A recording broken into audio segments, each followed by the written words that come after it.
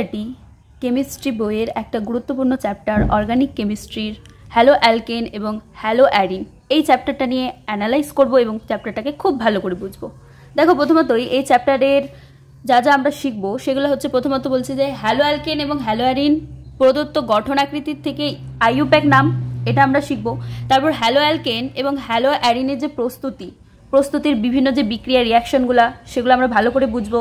তারপর hello alkane এবং hello অ্যারিনের বিভিন্ন ধরনের বিক্রিয়ার সাথে তাদের গঠন আকৃতির যে সম্পর্ক সেটা শিখবো।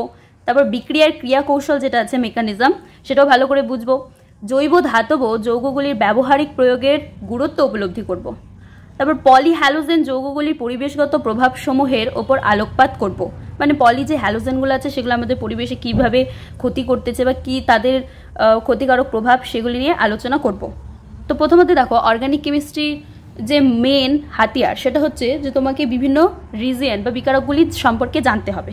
তো প্রথমতই দেখো যে আমরা যদি বলি যে হাইড্রোজেন অণু অপসারণ করব, তো এই ক্ষেত্রে আমাকে কি বিকারক দিতে হবে, তো তোমাকে প্রথমত এই বিষয়গুলি আগে জেনে নিতে হবে।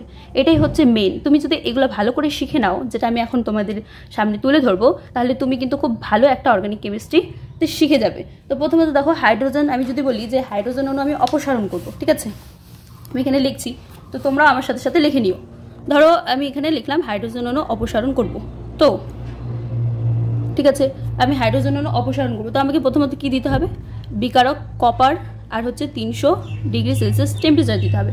ঠিক আছে, এটা গেল 1 নাম্বার বলতে পারি। এবার 2 নাম্বারের ক্ষেত্রে ধরো আমি বলছি যে অ্যালকোহলীয় কেওএইচ, আমরা তো জানি অ্যালকোহলীয় কেওএইচ আমরা ব্যবহার করি, তাই না? অ্যালকোহলীয় কেওএইচ, তো এটার কাজ কি? এটার কাজ হচ্ছে তোমার এইচএক্স যে আছে, এইচএক্স অপসারণ করবে। ঠিক আছে, অ্যালকোহলীয় কেওএইচ এর কাজ হচ্ছে এইচএক্স অপসারণ করা। এক্স বলতে কি আমরা সবাই জানি, এক্স বলতে হচ্ছে হ্যালোজেন। হ্যালোজেন বলতে এখানে হতে পারে তোমার আয়োডিন, ফ্লোরিন, ব্রোমিন, এগুলি হতে পারে। এবার 3 নাম্বার যেটা আছে জলীয় কেওএইচ, তাহলে জলীয় কেওএইচ এর কাজ কি? জলীয় কেওএইচ এটার কাজ হচ্ছে তোমার এক্স এর পরিবর্তে, মানে এক্স এর জায়গায় কি হবে বলো তো, এক্স এর জায়গায় OH এর প্রবেশ হবে, এক্স এর পরিবর্তে OH প্রবেশ হবে। এবার ধরো কি আছে যে, এবার ধরো আছে তো তোমার জলের অণু অপসারণ করতে হবে। ঠিক আছে, এবার জলের অণু অপসারণের জন্য বিভিন্ন বিকারক আমরা ব্যবহার করি। জলের অণু অপসারণ করব, তো এই জন্য আমাদের বিভিন্ন বিকারক লাগবে। যেমন কি যে এ নাম্বারে যদি দিব হচ্ছে P2, তারপর হচ্ছে O5, আর অবশ্যই ডেল্টা। ডেল্টা মানে কি? হিট দিতে হবে। তারপর বি নাম্বারে ধরো যে দিলাম ক্যালসিয়াম অক্সাইড, আর হচ্ছে তোমার হিট অবশ্যই দিতে হবে জলের অণু অপসারণের ক্ষেত্রে। তারপর ধরো সি নাম্বারে দিলাম হচ্ছে Al2O3 অর্থাৎ অ্যালুমিনিয়াম হাইড্রোক্সাইড, ঠিক আছে, আর হিট দিলাম। তারপর ধরো ডি নাম্বারে দিলাম হচ্ছে গাঢ় H2SO4 মানে সালফিউরিক অ্যাসিড, গাঢ় কিন্তু এটার ক্ষেত্রে দুটো, একটা হচ্ছে 170 ডিগ্রি সেলসিয়াস টেম্পারেচার দিতে পারি এটা, বা আরেকটা দিতে পারি 140 ডিগ্রি সেলসিয়াস টেম্পারেচার। তো 170 ডিগ্রি যে সেলসিয়াস টেম্পারেচার আছে সেটা কিসের ক্ষেত্রে? এটাকে বলা হয় অন্তঃনিরুদন, আর যেটা 140 ডিগ্রি সেলসিয়াস আছে সেটার ক্ষেত্রে হচ্ছে আন্তঃনিরুদন। হলো। এবার ধরো আমরা বিজারণ করব, তো এবার ধরো বিজারণ করব, তো বিজারণ করার জন্য কি করতে হবে? ধরো কি আছে যে C ডাবল বন্ড C আছে, এটা আছে, অথবা কি আছে যে তোমার C ট্রিপল বন্ড C আছে, তো আছে। এবার এটাকে ধরো আমি করব, এর ক্ষেত্রে বিজারণ করব, তো এক্ষেত্রে প্রথমত আমাকে রিজন কি দিতে হবে? ধরো প্রথমত দিলাম যে H2 অবলিক নিকেল, তারপর হচ্ছে হিট দিলাম, এটা দিতে পারি এ নাম্বারে। তারপরে হচ্ছে বি নাম্বারে ধরো দিলাম হচ্ছে যে হাইড্রোজেন অবলিক দিলাম হচ্ছে PD, হিট দিলাম। তারপর সি নাম্বারে দিলাম হচ্ছে যে হাইড্রোজেন অবলিক প্লাটিনাম। তো এটা কখন করব? এটা হচ্ছে বিজারণের ক্ষেত্রে করব, ঠিক আছে, যখন আমরা বিজারণ করব তখন এটা আমরা দিব। এবার ধরো আছে যে আর বন্ড এক্স আছে, কি আছে যে আর বন্ড এক্স আছে, তো এটাকে আমি কি করব যে এটাকে আমি প্রথমত সায়ানাইড যৌগ করব, অর্থাৎ আর বন্ড CN করব। তো আর বন্ড CN এটা মানে হচ্ছে সায়ানাইড যৌগ, সায়ানাইড যৌগ, ঠিক আছে। এটা যদি আমি মানে করি তাহলে এখানে আমাকে প্রথমতই হচ্ছে বিকারক দিতে হবে KCN। আমি যদি KCN দিই তাহলে আর বন্ড এক্স এর জায়গায় কি হবে, CNটা প্রবেশ হবে, তাহলে এটা আমার সায়ানাইড যৌগ হয়ে গেল। এবার ধরো এখান থেকে আবার কি করব, আইসোসায়ানাইড যৌগ করব। এবার আইসোসায়ানাইড যোগ করতে গেলে কি করতে হবে, AgCN দিতে হবে। AgCN দিয়ে যদি, তাহলে এখানে আর বন্ড কি হয়ে যাবে, NC হয়ে যাবে। তো NC মানে এটা কি, আইসোসায়ানাইড যৌগ। দেখো এখান থেকে এটা জাস্ট অপোজিট, উল্টো ভার্সন। এটা হচ্ছে আইসোসায়ানাইড যৌগ।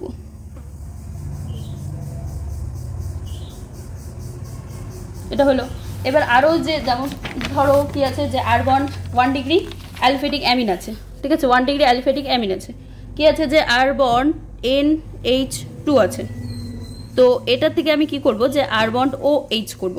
আচ্ছা ঠিক আছে, করলাম, এটা করব। তো আর এটা হচ্ছে কি, এটা কি বলো তো, এটা হচ্ছে 1 ডিগ্রি অ্যালিফেটিক অ্যামিন, এটাকে 1 ডিগ্রি অ্যালিফেটিক অ্যামিন বলা হয়।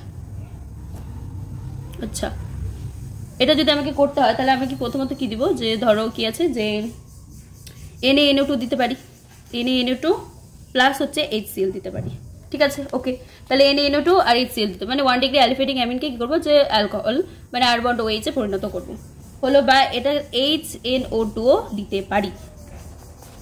তবে ধরো আছে যে অ্যালিফেটিক অ্যালকোহলের জারণ, অ্যালিফেটিক অ্যালকোহলের জারণের ক্ষেত্রে কি দিতে হবে, K2CR2O7 ঘন H2SO4 আর থার্ড ব্র্যাকেট অফ O, এটা বলতে হচ্ছে জারণ। আর থার্ড ব্র্যাকেট অফ ওটাকে আমরা জাইমান অক্সিজেনও বলি। তো ধরো আমি লিখছি যে অ্যালিফেটিক অ্যালকোহলের জারণ করব, অ্যালিফেটিক অ্যালকোহলের জারণ করব। তো কি দেবো, অ্যারোর উপরে দেবো হচ্ছে যে K2CR2O7 ঘন H2SO4 দিব, আর নিচে দিব থার্ড ব্র্যাকেট অফ O। এটা দিলেই আমাদের অ্যালিফেটিক যে অ্যালকোহল আছে সেটা জারণ হয়ে যাবে। হলো, 5 নাম্বার দিলাম। এবার অ্যারোমেটিক অ্যালকোহলের জারণ, এবার হচ্ছে অ্যারোমেটিক যৌগের জারণ করব, অ্যারোমেটিক যৌগের জারণ করব। তো অ্যারোমেটিক যৌগের জারণ করতে গেলে কি দিতে হবে, যে অ্যারোর উপর প্রথমত দেবো ক্ষারীয় KMnO4 আর H3O+ দিতে হবে, মানে আম্লিক মাধ্যমে জারণ করতে হবে। ক্ষারীয় KMnO4 আর হচ্ছে 2 নম্বরে দিতে হবে যে H3O+, এটা দিতে হবে। তবে ধরো আরও আছে যে আর বন্ড X আছে, এটা থেকে কি করব, যে আর বন্ড H। X বলতে কি, X বলতে অবশ্যই হ্যালোজেন, হ্যালোজেন হচ্ছে X বলতে কি তোমার হ্যালোজেন।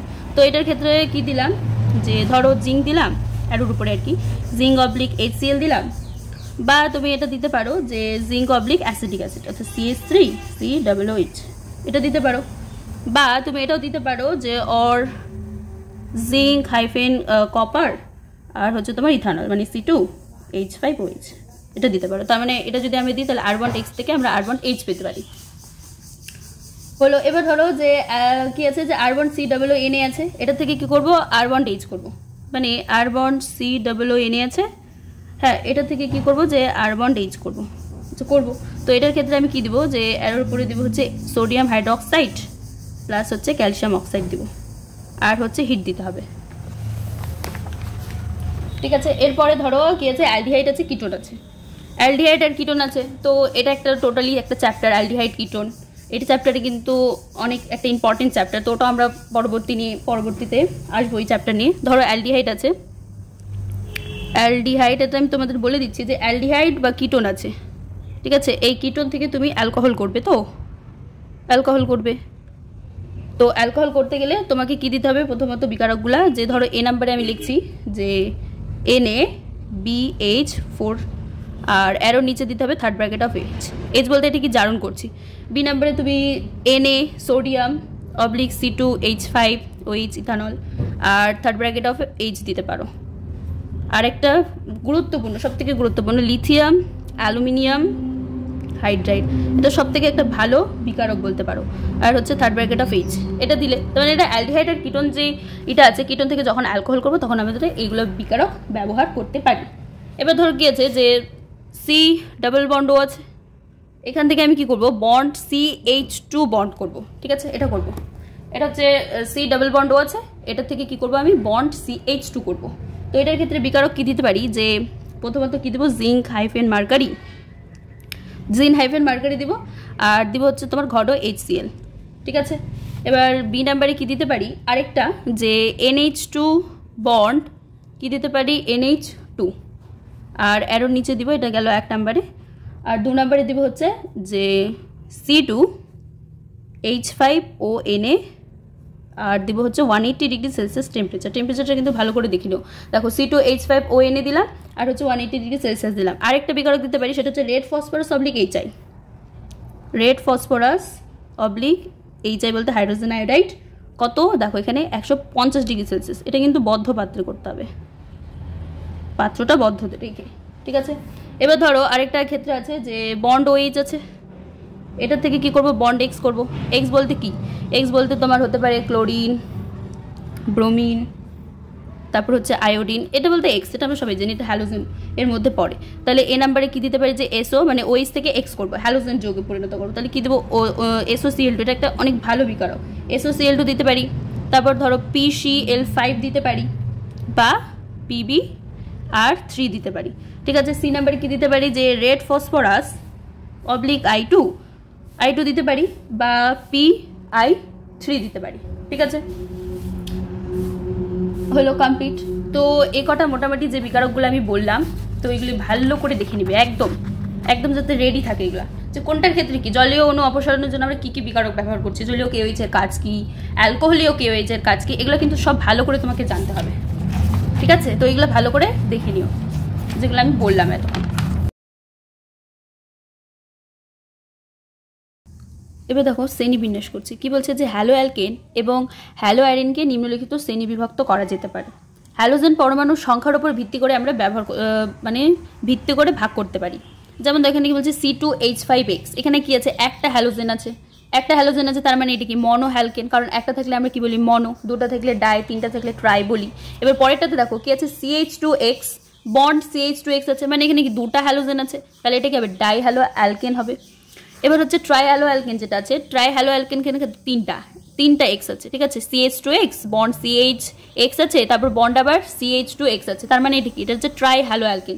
যেহেতু তিনটা হ্যালোজেন আছে তাই ট্রাই হ্যালো অ্যালকেন। এবার বেনজিন রিং এর মধ্যে কি আছে, X আছে, এটা হচ্ছে মনো হ্যালো অ্যারিন। যেহেতু বেনজিন রিং তাই অ্যারিন কথাটা এসছে, তাহলে এটা কি একটা X হ্যালোজেনের সাথে আছে, X এর সাথে, তার জন্য এটা মনো হ্যালো অ্যারিন। তারপরে এক্ষেত্রে দুটো X আছে, তার জন্য এটা ডাই হ্যালো অ্যারিন। আর এক্ষেত্রে তিনটা X আছে বেনজিন রিং এর সাথে, তার জন্য এটা হচ্ছে ট্রাই হ্যালো অ্যারিন। এবার sp3c বন্ড X বন্ধনযুক্ত যৌগ। X বলতে কি হতে পারে, ফ্লোরিন, ক্লোরিন, ব্রোমিন, আয়োডিন হতে পারে।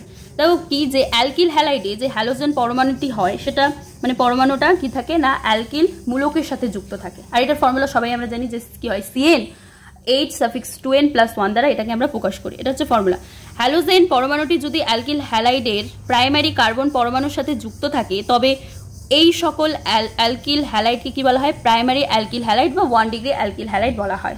অনুরূপে যদি হ্যালোজেনটা সেকেন্ডারি বা টার্সিয়ারি কার্বন পরমাণুর সাথে যুক্ত থাকে, তাহলে ওই সকল অ্যালকিল হ্যালাইডগুলি যথাক্রমে কি হবে, সেকেন্ডারি অ্যালকিল হ্যালাইড বা টার্সিয়ারি অ্যালকিল হ্যালাইড হবে। যেমন দেখো প্রাইমারি অ্যালকিল বা 1 ডিগ্রির ক্ষেত্রে কি যে আর বন্ড X, এই X যে হ্যালোজেন পরমাণুর সাথে কি আছে, কার্বনটা দেখো একটাই আর সাথে মানে অ্যালকিল গ্রুপের সাথে যুক্ত আছে, সেজন্য এটা হচ্ছে 1 ডিগ্রি। এবার সেকেন্ডারি ক্ষেত্রে দেখো 2 ডিগ্রির ক্ষেত্রে দেখো X কার্বন পরমাণুটা দুটা অ্যালকিল গ্রুপের সাথে যুক্ত আছে, যেহেতু দুটা অ্যালকিল গ্রুপ তাহলে এটা হচ্ছে 2 ডিগ্রি হলো, মানে সেকেন্ডারি। এবার টার্সিয়ারির ক্ষেত্রে কি, দেখো তিনটা, এই যে X হ্যালোজেনটা কার্বনটা হচ্ছে তিনটা ইস্যুর সাথে অ্যালকিলের সাথে যুক্ত, তাই এটা হচ্ছে টার্সিয়ারি অর্থাৎ 3 ডিগ্রি।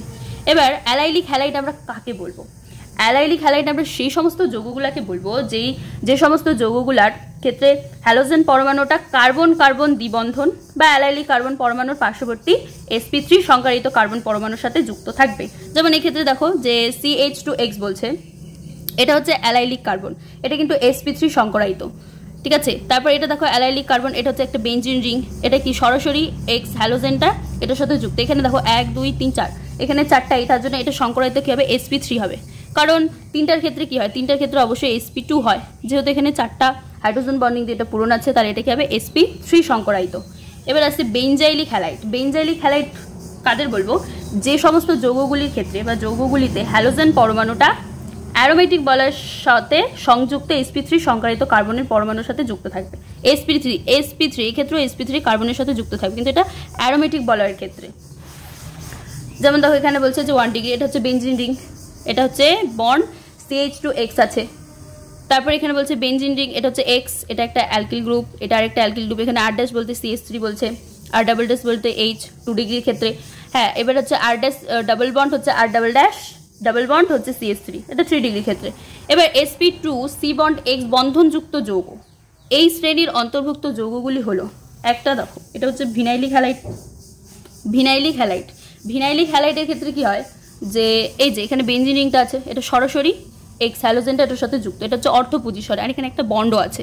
মানে এখানে কি বলছে যে এই সকল যৌগগুলিতে হ্যালোজেন পরমাণুটি কার্বন কার্বন মানে C double bond C দ্বিবন্ধনের sp2 সংকরায়িত। মনে করো অ্যালাইলিক হ্যালাইডের ক্ষেত্রে কিন্তু ওটা C ডাবল বন্ড C অবশ্যই ছিল, কিন্তু সেক্ষেত্রে sp3 সংকরায়িত ছিল। আর ভিনাইলিক হ্যালাইডের ক্ষেত্রে কিন্তু sp2 সংকরায়িত, যেটা মাথায় রেখো, এটা sp2 সংকরায়িত হবে।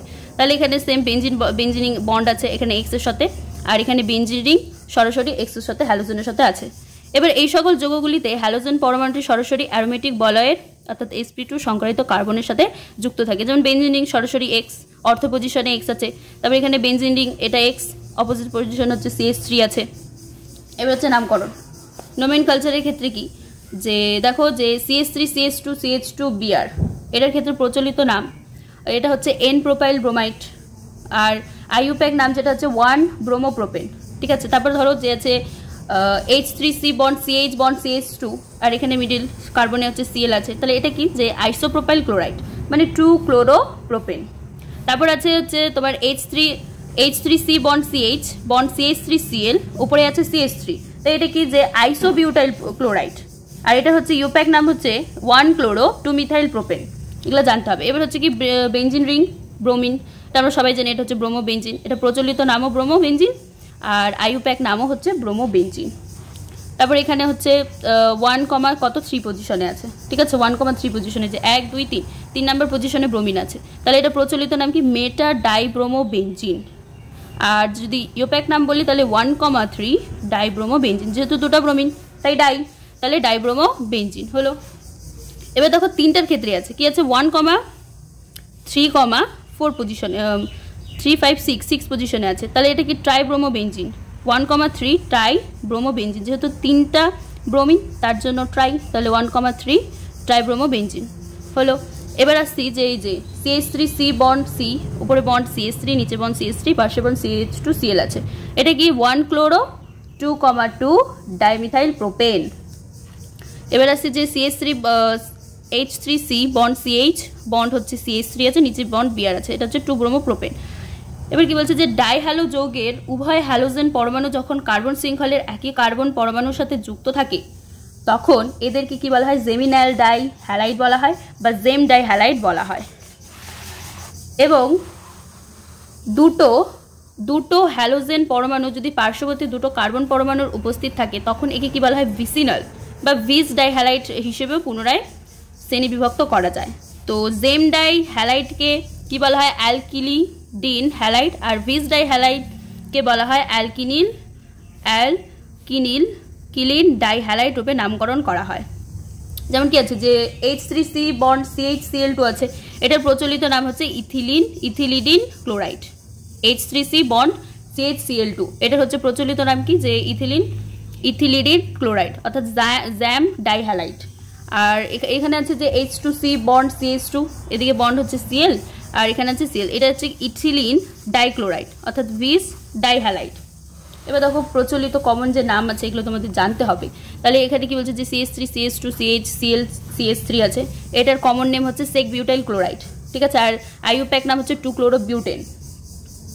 এবার এখানে আছে CH3 হোল থ্রাইস CH2Br, এটা হচ্ছে তোমার নিউ পেন্টাইল ব্রোমাইড, হ্যাঁ 1 ব্রোমো 2,2 ডাই মিথাইল প্রোপেন।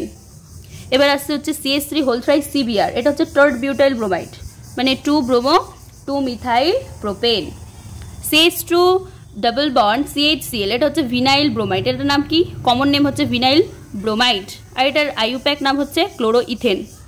তবে ধরো CH2 ডাবল বন্ড CH2Br আছে, এটা হচ্ছে কি অ্যালাইল ব্রোমাইড, এটা হচ্ছে আইউপ্যাক নাম হচ্ছে 3 ব্রোমো প্রোপেন। তারপর বেঞ্জিন রিং, এখানে কি আছে Cl আর CH3, এটা কি অর্থ পজিশনে Cl তার মানে কি ক্লোরো, আর CH3 মানে কি বেঞ্জিন বলার পর CH3 মানে আমরা সবাই জানি ওটাকে টলুইন বলি, তার জন্য এটা হচ্ছে অর্থ ক্লোরো টলুইন।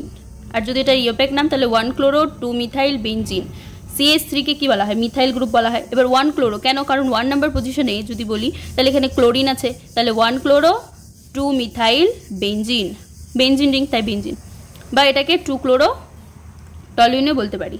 এবার আসছি যে বেনজিন রিং CH2Cl, এটা সবাই জানি, এটা হচ্ছে বেনজাইল ক্লোরাইড, একদম জানতে হবে। আর এটা হচ্ছে ক্লোরোফিনাইল মিথেন। CH2Cl2 এটা হচ্ছে মিথিলিন ক্লোরাইড, CH2Cl2 কি মিথিলিন ক্লোরাইড। আর এটার আইউপ্যাক নাম হচ্ছে ডাইক্লোরোমিথেন। CHCl3 এটা সবাই জানি ক্লোরোফর্ম, আর এটার আইউপ্যাক নাম হচ্ছে ট্রাইক্লোরোমিথেন। CHBr3 আছে, এটা কি ব্রোমোফর্ম, আর এটা হচ্ছে টেট্রা ব্রোমোমিথেন। CCl4 সবাই জানি কার্বন টেট্রাক্লোরাইড, আর এটার আইউপ্যাক নাম হচ্ছে টেট্রাক্লোরোমিথেন। তারপর CH3 CH2 CH2F আছে, এটা কি এন প্রোপাইল ফ্লোরাইড, মানে 1 ফ্লোরো প্রোপেন। এবার আসছি যে সি বন্ড এক্স প্রকৃতির, সি বন্ড এক্স বন্ধনের প্রকৃতি। সি বন্ড এক্স, এক্স বলতে কি হতে পারে, হ্যালোজেন, মানে ফ্লোরিন, ক্লোরিন, ব্রোমিন, আয়োডিন হতে পারে। সি বন্ড এক্স বন্ধনের প্রকৃতি সম্পর্কে জানবো। কি বলছে যে হ্যালোজেন পরমাণুগুলো কার্বন পরমাণু থেকে অধিক তড়িৎ ঋণাত্মক। ঠিক হ্যালোজেন যে পরমাণুগুলো আছে সেটা কার্বন, কার্বন বলতে সি পরমাণু, তো সি এর থেকে অবশ্যই কি হ্যালোজেন পরমাণু, আমরা সবাই জানি যে হ্যালোজেন পরমাণু তড়িৎ ঋণাত্মক বেশি, যার সব থেকে বেশি তড়িৎ ঋণাত্মক মৌল সে যেমন হচ্ছে ফ্লোরিন, ফ্লোরিনের সব থেকে বেশি তড়িৎ ঋণাত্মক মৌল। ফলে কি হয়, অ্যালকিল হ্যালাইডে কার্বন হ্যালোজেন বন্ধনটা কি হয়, ধ্রুবীয় প্রকৃতির হয়। সেজন্যই যেহেতু এর হচ্ছে তড়িৎ ঋণাত্মকতা বেশি, তার জন্য অ্যালকিল হ্যালাইডে কার্বন যে হ্যালোজেনটা আছে সেটা তার বন্ধনটা বেশি ধ্রুবীয় প্রকৃতির, পোলার হয়। এবং কার্বন পরমাণু আংশিক ধনাত্মক আধানগ্রস্ত হয়, আর হ্যালোজেন পরমাণুটা আংশিক ঋণাত্মক গ্রস্ত হয়। যেমন দেখো এখানে সি বন্ড এক্স বলছে, এক্সটা কি নেগেটিভ, কারণ তার তড়িৎ ঋণাত্মকতা বেশি। এবার কার্বন, তার জন্য কার্বনটা পজিটিভ হচ্ছে, কার্বন পরমাণু আংশিক পজিটিভ হয়, আর হ্যালোজেন পরমাণুটা আংশিক কি হয়, নেগেটিভ হয়। এবার পর্যায় সারণীর শ্রেণী বরাবর আমরা যত নিচের দিকে অগ্রসর হই তত কি হয়, হ্যালোজেন পরমাণুগুলির আকার বৃদ্ধি পায়, তাই না, আকারটা বড় হয়। আর ফ্লোরিন পরমাণুটি ক্ষুদ্রতম আয়োডিন পরমাণু থেকে কি হয়, বৃহত্তর হয়। ফ্লোরিন পরমাণুটা ক্ষুদ্রতম আর আয়োডিনটা কি হয়, বড় হয়। এবার কার্বন হ্যালোজেন বন্ধন যেমন হচ্ছে দূরত্ব সি বন্ড এফ আছে, এর থেকে সি বন্ড আই এ পর্যন্ত ক্রমশ বৃদ্ধি পায়। তাহলে দেখো যে কার্বন হ্যালোজেন বন্ধন দূরত্ব আর বন্ধন এনথালপি দ্বিমেরু ভ্রামক একটা ছক দিচ্ছে যে CH3 বন্ড এফ এর ক্ষেত্রে বন্ধন দূরত্ব কত 139, আর সি বন্ড এফ বন্ধন এনথালপি কিলোজুল মোল ইনভার্সে কত 452। এটা কিন্তু ইম্পর্টেন্ট, এই সি বন্ড এস এর যে বন্ধন এনথালপি এটা কিন্তু ইম্পর্টেন্ট, এটা হচ্ছে কোশ্চেন দেয় অনেক সময় নিটে। CH3Cl এটা হচ্ছে কি, এর ক্ষেত্রে হচ্ছে 351, এটা হচ্ছে সি বন্ড এক্স বন্ধন এনথালপি, আর বন্ধন দূরত্ব PM এর ক্ষেত্রে কত 178। CH3Br এর ক্ষেত্রে 193 হয়, আর সি বন্ড এক্স বন্ধন এনথালপি হয় হচ্ছে 293। CH3I এটার ক্ষেত্রে কত 214 বন্ধন দূরত্বটা, আর সি বন্ড এক্স বন্ধন প্রকৃতি হয় হচ্ছে 234। বন্ধন এনথালপির ক্ষেত্রে সব থেকে বেশি হবে যেমন CH3 বন্ড এফ, ফ্লোরিন সব থেকে বেশি হবে, তারপর হবে ক্লোরিন, তারপর হবে ব্রোমিন, তারপর হবে আয়োডিন। সিকোয়েন্সটা ফ্লোরিন সব থেকে বেশি বন্ধন, যদি আমরা বন্ধন এনথালপির কথা ভাবি ইসের ক্ষেত্রে CH3F এর ক্ষেত্রে CH3Cl, তারপর CH3Br, CH3I আছে, তাহলে সব থেকে মানে এটা সজ্জাক্রমটা হবে যে প্রথমত CH3F সব থেকে বড় গ্রেটার দেন, তারপর হবে CH3Cl, হ্যাঁ, তারপর হবে CH3Br, তারপর হবে CH3I। এবার হ্যালো অ্যালকেনের প্রস্তুতির বিভিন্ন যে পদ্ধতি সেগুলি সম্পর্কে জানবো। দেখো কি আছে যে আর বন্ড OH প্লাস কি আছে HCl আছে, তো জিঙ্ক ক্লোরাইড, তো এটার কাজ কি হবে, এখানে OH আছে, OH এর জায়গায় কি হবে Cl রিপ্লেস হবে, মানে Clটা এখানে বসবে, তাহলে আর বন্ড Cl হলো আর এখনো জল অপসারণ হলো। তারপর ধরো আর বন্ড OH আছে, তারপর বলছে যে NaBr plus H2SO4 sulphuric acid, তো এখানে কিছুই না, জাস্ট বিআরটা এখানে অ্যাড হবে, তাহলে আর OH এর জায়গায় বিআর হলো, সাইড প্রোডাক্ট হলো NaHSO4 আর এখনো জল, ঠিক আছে। এবার 3R আছে, বন্ড OH প্লাস PX3 আছে, তো অ্যারো কি হলো যে 3R থাক, এখানে কি হবে এক্সটা যেটা আছে এখানে জাস্ট রিপ্লেস হবে, তাহলে এক্স এখানে হলো OH এর জায়গায় এক্স হলো, আর এখানে সাইড প্রোডাক্ট হবে যে H3PO3, এক্স বলতে ক্লোরিন ব্রোমিন হতে পারে। এবার আর বন্ড OH আছে প্লাস কি নিলাম PCl5, তো কিছুই না, এখানে কি হবে OH এর জায়গায় জাস্ট Clটা রিপ্লেস হবে, তাহলে আর হলো এখানে Cl হলো প্লাস POCl3 হলো প্লাস HCl। এবার আর বন্ড H আছে লাল ফসফরাস অবলিক X2, X2 বলতে কি হতে পারে I2 হতে পারে, হ্যাঁ, তারপর Br2 হতে পারে, X বলতে এটা, তো এখানে জাস্ট কিছুই না OH এর জায়গায় এক্সট্রা রিপ্লেস হবে। এবার আর বন্ড OH প্লাস SOCl2 আছে, তো SOCl2 এর জায়গায় এখানেও সেম আর বন্ড OH এর জায়গায় Cl প্রবেশ হবে, OH এর জায়গায় Cl প্রবেশ হবে প্লাস SO2 সালফার ডাইঅক্সাইড এখনো বেরোবে প্লাস হচ্ছে HCl হবে। এবার হচ্ছে হাইড্রোকার্বন থেকে, যদি হাইড্রোকার্বন থেকে করি তাহলে মুক্তমূলক হ্যালোজেনেশন দ্বারা অ্যালকেন প্রস্তুতি করব। কি হবে যে এক্ষেত্রে দেখো একটা বলছে যে CH3 CH2 CH2 CH3, এখানে কি আছে ক্লোরিন অবলিক ইউভি রে, তুমি এখানে ইউভির জায়গায় HNu রেও নিতে পারো, নো প্রবলেম। ইউভি বলছে এখানে HNu রেও নিতে পারো অথবা হিটও দিয়ে দিচ্ছে, ঠিক আছে। তাহলে এখানে কি হবে যে CH3 CH2 জাস্ট কি হবে CH3 জায়গায় Cl প্রবেশ হবে, আর একটা এখানে CH2 অ্যাড হবে। CH3 জায়গায় কি হলো Clটা প্রবেশ হলো, দেখো CH3 CH2, হ্যাঁ CH2 Cl, আর প্লাস কি উৎপন্ন হলো CH3 CH2 CH, তারপর Cl CH3, এটা হলো। এবার অ্যালকিন থেকে যখন করব, অ্যালকিন থেকে করলে হাইড্রোজেন হ্যালাইডের সংযোজন করতে হবে। হাইড্রোজেন হ্যালাইডের সংযোজন কি, যে অ্যালকিনকে কি করতে হবে, হাইড্রোজেন ক্লোরাইড, হাইড্রোজেন ব্রোমাইড হোক বা হাইড্রোজেন আয়োডাইড হোক, মানে যে কিছু হোক হাইড্রোজেনের একটা কোনো নিতে হবে, মানে HX, এক কথায় বলতে গেলে HX নিতে হবে। অ্যালকেনকে হাইড্রোজেন ক্লোরাইড, হাইড্রোজেন ব্রোমাইড অথবা হাইড্রোজেন আয়োডাইডের বিক্রিয়া করিয়ে সংশ্লিষ্ট অ্যালকেন হ্যালাইডে রূপান্তরিত করতে হবে। যেমন ধরো এখানে কি আছে C ডাবল বন্ড C, এদিকে পাশে দুটো বন্ড, এদিকে দুটো বন্ড, প্লাস হচ্ছে HX দিচ্ছে, তো কিছু না এখানে একটা H দাও আর এখানে একটা X দাও। তাহলে এখানে যদি আমি একটা H দিই তাহলে এখানে কি হবে, বন্ডটা ভাঙবে, তো এখানে অবশ্যই বন্ডটা ভাঙবে, তো বন্ডটা ভাঙলে এখানে কি হবে, একদিকে H আর একদিকে X। তো প্রোপিন দুটি বিক্রিয়াজাত পদার্থ উৎপন্ন করে, যদিও কেবলমাত্র একটা বিক্রিয়াজাত পদার্থই মার্কনিকফের নিয়ম অনুসারে মুখ্য বিক্রিয়াজাত পদার্থ হয়।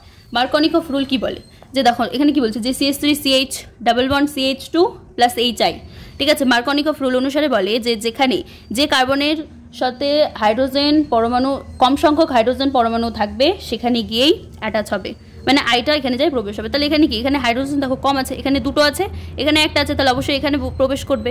তাহলে এখানে যদি প্রবেশ করে তাহলে এখানে কি হবে CH3 CH2 মুখ্যটা বলছি যে CH3 CH, তারপর হবে I, তারপর হবে CH3, এটা হচ্ছে মার্কনিকফ রুল অনুসারে, এটা হচ্ছে একটা মুখ্য প্রোডাক্ট। এবার আরেকটা উৎপন্ন হবে যেটা গৌণ, সেটা হচ্ছে CH3 CH2 I। এবার হ্যালোজেনের সংযোজন কি বলছে, যে C ডাবল বন্ড C, উপরে বন্ড H, এদিকে পার্শ্বে H, উপরে H, পার্শ্বে হচ্ছে H, প্লাস হচ্ছে Br2 দিলাম। এবার কি দিলাম, বিকারক দিলাম হচ্ছে কার্বন টেট্রাক্লোরাইড CCl4, এটা কি উৎপন্ন হবে ভিস ডাইব্রোমাইড। কিভাবে, এখানে ব্রোমিন, এখানে হলো CH2 বন্ড CH2, আর এখানে হলো Br। এবার হ্যালোজেন বিনিময় দ্বারা যদি করি, কি বলছে যে অ্যালকিল ক্লোরাইড বা ব্রোমাইডের সাথে NaI সোডিয়াম আয়োডাইড এর বিক্রিয়ায় অ্যালকিল আয়োডাইড প্রায় শুষ্ক অ্যাসিটোনের উপস্থিতিতে প্রস্তুত করা যায়। এটা হচ্ছে ফিঙ্কেলস্টেইন বিক্রিয়া নামে পরিচিত, মানে যখনই NaI ফিঙ্কেলস্টেইন বিক্রিয়া বলে তখনই সোডিয়াম আয়োডাইডের কথা মাথায় রাখবে। হ্যাঁ, সোডিয়াম আয়োডাইড মানে শুষ্ক অ্যাসিটোন। তাহলে এখানে আর বন্ড X আছে, প্লাস কি নিচ্ছে NaI, এটা হচ্ছে ফিঙ্কেলস্টেইন বিক্রিয়া। X বলতে ক্লোরিন ব্রোমিন, এখানে কি হবে X এর জায়গায় জাস্ট আইটা, যেহেতু NaI আইটা এখানে প্রবেশ হবে, তাহলে আর বন্ড S আর এখানে NaX বেরোবে সাইড প্রোডাক্ট হিসেবে। তাহলে NaCl NBr শুষ্ক অ্যাসিটনকে অধিক্ষিপ্ত করে, যা লা সাতিলিয়ারের নিয়ম অনুসারে কি হয়, সমুখ্য বিক্রিয়াকে সুগম করে দেয়। এবার AgF, তারপর Hg2F2CO F2 অথবা SbF3 এর মতো ধাতব ফ্লোরাইডের উপস্থিতিতে কি হয়, অ্যালকিল ক্লোরাইড বা ব্রোমাইডকে যদি উত্তপ্ত করা হয় তাহলে অ্যালকিল ফ্লোরাইডের সংশ্লেষণ সর্বোত্তমভাবে সম্পন্ন হয়। এই বিক্রিয়াটি কি না, সোয়ার্স বিক্রিয়া নামে পরিচিত। তাহলে H2C বন্ড Br হলো, প্লাস HgF, অ্যাডও কি হলো যে H3C বন্ড F, কি হলো এখানে Br, এই যে Fটা যেটা আছে Fটা জাস্ট এখানে অ্যাড হলো, তাহলে এখানে কি হবে H3C বন্ড F হলো, আর কি হলো সিলভার ব্রোমাইড সাইড প্রোডাক্ট হিসেবে বেরোলো।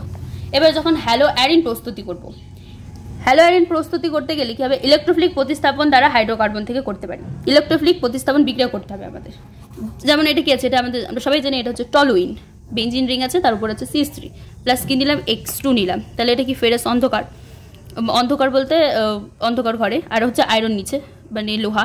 এবার হচ্ছে কি যে বেঞ্জিন রিং কি হবে, যে CH3 যেটা আছে ওটা ওখানেই থাকবে, জাস্ট পরের অর্থ পজিশনে কি হবে X, এটা তাহলে কি অর্থ হ্যালো টলুইন উৎপন্ন হলো, প্লাস একটা হচ্ছে প্যারা হলো টলুইন। এটা হচ্ছে একটা মুখ্য প্রোডাক্ট, এটা হচ্ছে মুখ্য আর এটা হচ্ছে গৌণ, ঠিক আছে। মুখ্য কেন, কারণ এটা হচ্ছে অর্থ প্যারা পজিশনে তাই মুখ্য, আর এটা হবে হচ্ছে গৌণ। অর্থ হ্যালো টলুইন, অর্থ এবং প্যারা সমাবেশ সহজে আলাদা করা যায় কারণ এদের স্ফুটনাঙ্কের পার্থক্য বেশি হয়।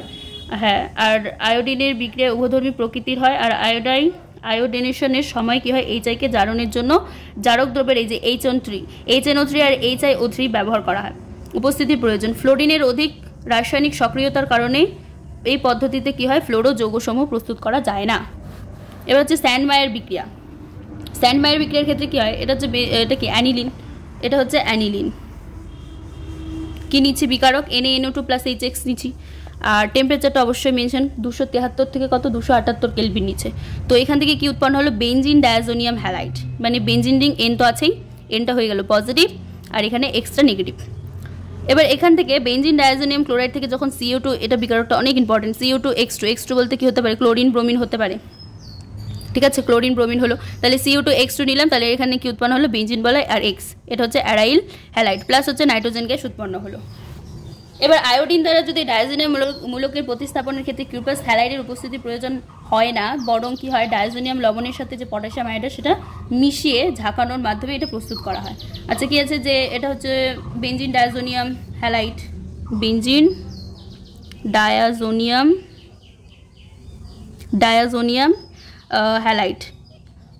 হ্যালাইড হলো, এখানে কি দিচ্ছি, পটাশিয়াম আয়োডাইড KI, জাস্ট কিছু হবে না, এখানে N2X এর জায়গায় কি হয়ে যাবে, আইটা রিপ্লেস হবে, আর নাইট্রোজেন যেটা আছে সেটা গ্যাস আকারে বেরোবে, তাহলে এখানে হচ্ছে আয়োডো বেনজিন উৎপন্ন হলো। এবার যদি ফিজিক্যাল প্রপার্টি বলি, এবার ফিজিক্যাল প্রপার্টি নিয়ে আলোচনা করব। বিশুদ্ধ অবস্থায় অ্যালকিল হ্যালাইড সমূহ কি হয়, বর্ণহীন হয়।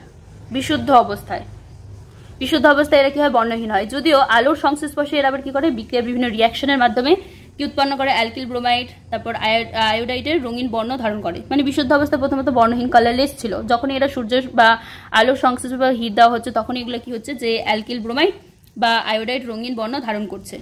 অসংখ্য উদ্বায়ী হ্যালোজেন যৌগ রয়েছে যারা সুমিষ্ট গন্ধযুক্ত হয়, আবার অসংখ্য রয়েছে হ্যালাইড যৌগ রয়েছে যারা কিন্তু আবার সুমিষ্ট গন্ধযুক্তও হয়, মানে সবাই দুর্গন্ধযুক্ত হয় না, কিছু কিছু আবার সুমিষ্ট গন্ধযুক্তও হয়। এবার হচ্ছে গলনাঙ্ক আর হচ্ছে স্ফুটনাঙ্ক, মেল্টিং অ্যান্ড বয়লিং পয়েন্টস। তো মেল্টিং অ্যান্ড বয়লিং পয়েন্টসে কি পড়ছি দেখো, কি বলছে যে মিথাইল ক্লোরাইড, তারপর মিথাইল ব্রোমাইড, ইথাইল ক্লোরাইড, কিছু সংখ্যক ক্লোরো ফ্লোরো মিথেন ঘরের উষ্ণতায় কি হয় না, গ্যাসই হয়। আচ্ছা এই সমস্ত যৌগগুলোকে যদি আমি ঘরের উষ্ণতায় রাখি তাহলে এগুলো ঘরের উষ্ণতা বলতে নর্মাল টেম্পারেচারে এরা গ্যাসীয় থাকে। এবার উচ্চতর সদস্যগুলি তরল বা কঠিন হয়। আমরা এর মধ্যেই জৈব হ্যালোজেন সম্পর্কে জেনেছি, এগুলো কি হয়, ধ্রুবীয় হয়, জৈব যে হ্যালোজেনগুলো আছে। আচ্ছা যে হাইড্রোকার্বন থেকে তৈরি হয়েছে তার তুলনায় ধ্রুবীয়তা আর আণবিক গুরুত্ব বেশি হওয়ায় হ্যালোজেনযুক্ত যৌগসমূহের মধ্যকার যে অন্ত আণবিক আকর্ষণ, যেমন ডাইপল দ্বিমেরু বা ভ্যান্ডারওয়ালস বল, সেটা অধিকতর শক্তিশালী হয় এই সমস্ত যৌগগুলির ক্ষেত্রে। এই কারণে সমতুল্য আণবিক গুরুত্ব বিশিষ্ট যে হাইড্রোকার্বন সেটা ক্লোরাইড, ব্রোমাইড এবং আয়োডাইডের স্ফুটনাঙ্কের তুলনায় অনেক বেশি হয়। তাহলে এটার অ্যালকিল হ্যালাইডগুলির স্ফুটনাঙ্কের যে ক্রমহ্রাসমান ক্রম সেটা কি, প্রথমত আয়োডিন গ্রেটার দেন, তারপর হচ্ছে ব্রোমিন মানে RI greater than RBr greater than RCl greater than হবে RF। অণুর আকার বৃদ্ধি পেলে কি হয় না, অধিক পরিমাণ ইলেকট্রনের উপস্থিত থাকলে আকর্ষণ বলটা বৃদ্ধি পায়। যদি অণুর আকার যদি বৃদ্ধি পায়, অণুর আকারটা যদি বড় হয়, যেমন দেখো আয়োডিনের আকার কি, আমরা সবাই জানি আয়োডিন একটা বড়, তাহলে বড় মৌলকে ভাঙতে কি কম পরিমাণ শক্তি প্রয়োজন হবে। এবার বন্ধনটা যত বড় হবে তাকে ভাঙতে তত বেশি শক্তি, মানে যত বড় হবে ভাঙতে কম শক্তির প্রয়োজন হবে। যেমন একটা পেনটা, এটাকে ভাঙতে একদম কম শক্তির প্রয়োজন হবে। এবার ধরো এটা একটা ছোট্ট বন্ড আছে বা ছোট জিনিস আছে, তো যত ছোট জিনিস হবে তত এটাকে ভাঙতে বেশি শক্তির প্রয়োজন হবে, বড় জিনিসকে ভাঙতে কম শক্তির প্রয়োজন হবে, জাস্ট ওটাই। তাহলে তার জন্য আয়োডিন, তারপর হচ্ছে গ্রেটার দেন RBr, তারপর greater than RCl greater than হবে RB।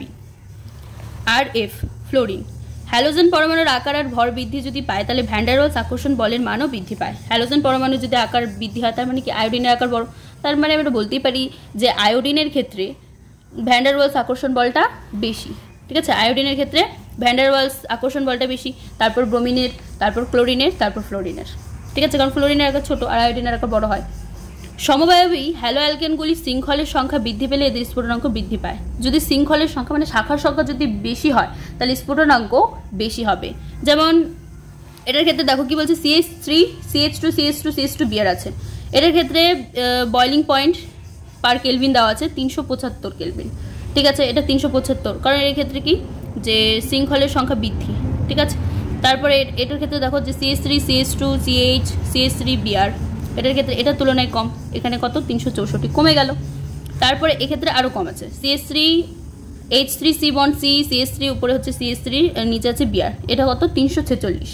এবার সমবায়বী যে ডাইহ্যালো বেনজিন সেটার স্ফুটনাঙ্ক প্রায় সমান হয়, কিন্তু প্যারা সমবায়বী তারপর অর্ধ মেটা সমবায়বী অপেক্ষা কি হয় উচ্চ গলনাঙ্ক বিশিষ্ট হয়। এর কারণ কি? এর কারণ হচ্ছে প্যারা সমবায়বীটা কি হয় প্রতিসাম্য সিমেট্রিক হয়, প্রতিসাম্য হয়, এটা অর্ধ আর মেটা সমবায়বী অপেক্ষা উচ্চ গলনাঙ্ক বিশিষ্ট হয়। প্যারা সমবায়বী, কারণ প্যারা সমবায়ী প্রতিসাম্য হওয়ায় এটা অর্ধ আর মেটা সমবায়ী অপেক্ষা ভালোভাবে কেলাস জালকের মধ্যে স্থাপিত হতে পারে। এক্ষেত্রে যেমন ক্লোরো কি আছে যে ক্লোরিন বেঞ্জিন রিং 1,2 পজিশনে ক্লোরিন, এটার ক্ষেত্রে বয়লিং পয়েন্ট হচ্ছে 453 আর মেল্টিং পয়েন্ট মানে গলনাঙ্ক যেটা স্ফুটনাঙ্ক বয়লিং পয়েন্ট হচ্ছে 453, মেল্টিং পয়েন্ট হচ্ছে 256। আর এখানে যেমন 1,3 পজিশনে ক্লোরিন বেঞ্জিন রিংয়ে এটা কত 446 আর হচ্ছে এটা হচ্ছে boiling point are melting point হচ্ছে 249। তারপর এটা প্যারা পজিশন 448 448 আর হচ্ছে কত 323। এবার হচ্ছে ডেনসিটিতে কি বলছে যে হাইড্রোকার্বনের ব্রোমো আয়োডো আর পলিক্লোরো যৌগগুলি জল অপেক্ষা কি হয় ভারী হয়। কার্বন পরমাণুর সংখ্যা হ্যালোজেন পরমাণুর সংখ্যা আর হচ্ছে হ্যালোজেন পরমাণুর পারমাণবিক ভর যদি বৃদ্ধি পায় তাহলে ঘনত্ব বৃদ্ধি পায়। যেমন এখানে কি বলছে NC3H7Cl এটার ঘনত্ব কত 0.89, যৌগ হচ্ছে CH2Cl হতে পারে আর ঘনত্ব ক্ষেত্রে কত 1.336। তারপর বলছে যে NC3H5Br 1.335 আছে, এটা হচ্ছে ক্লোরোফর্ম CHCl3 এটার ক্ষেত্রে কত 1.489।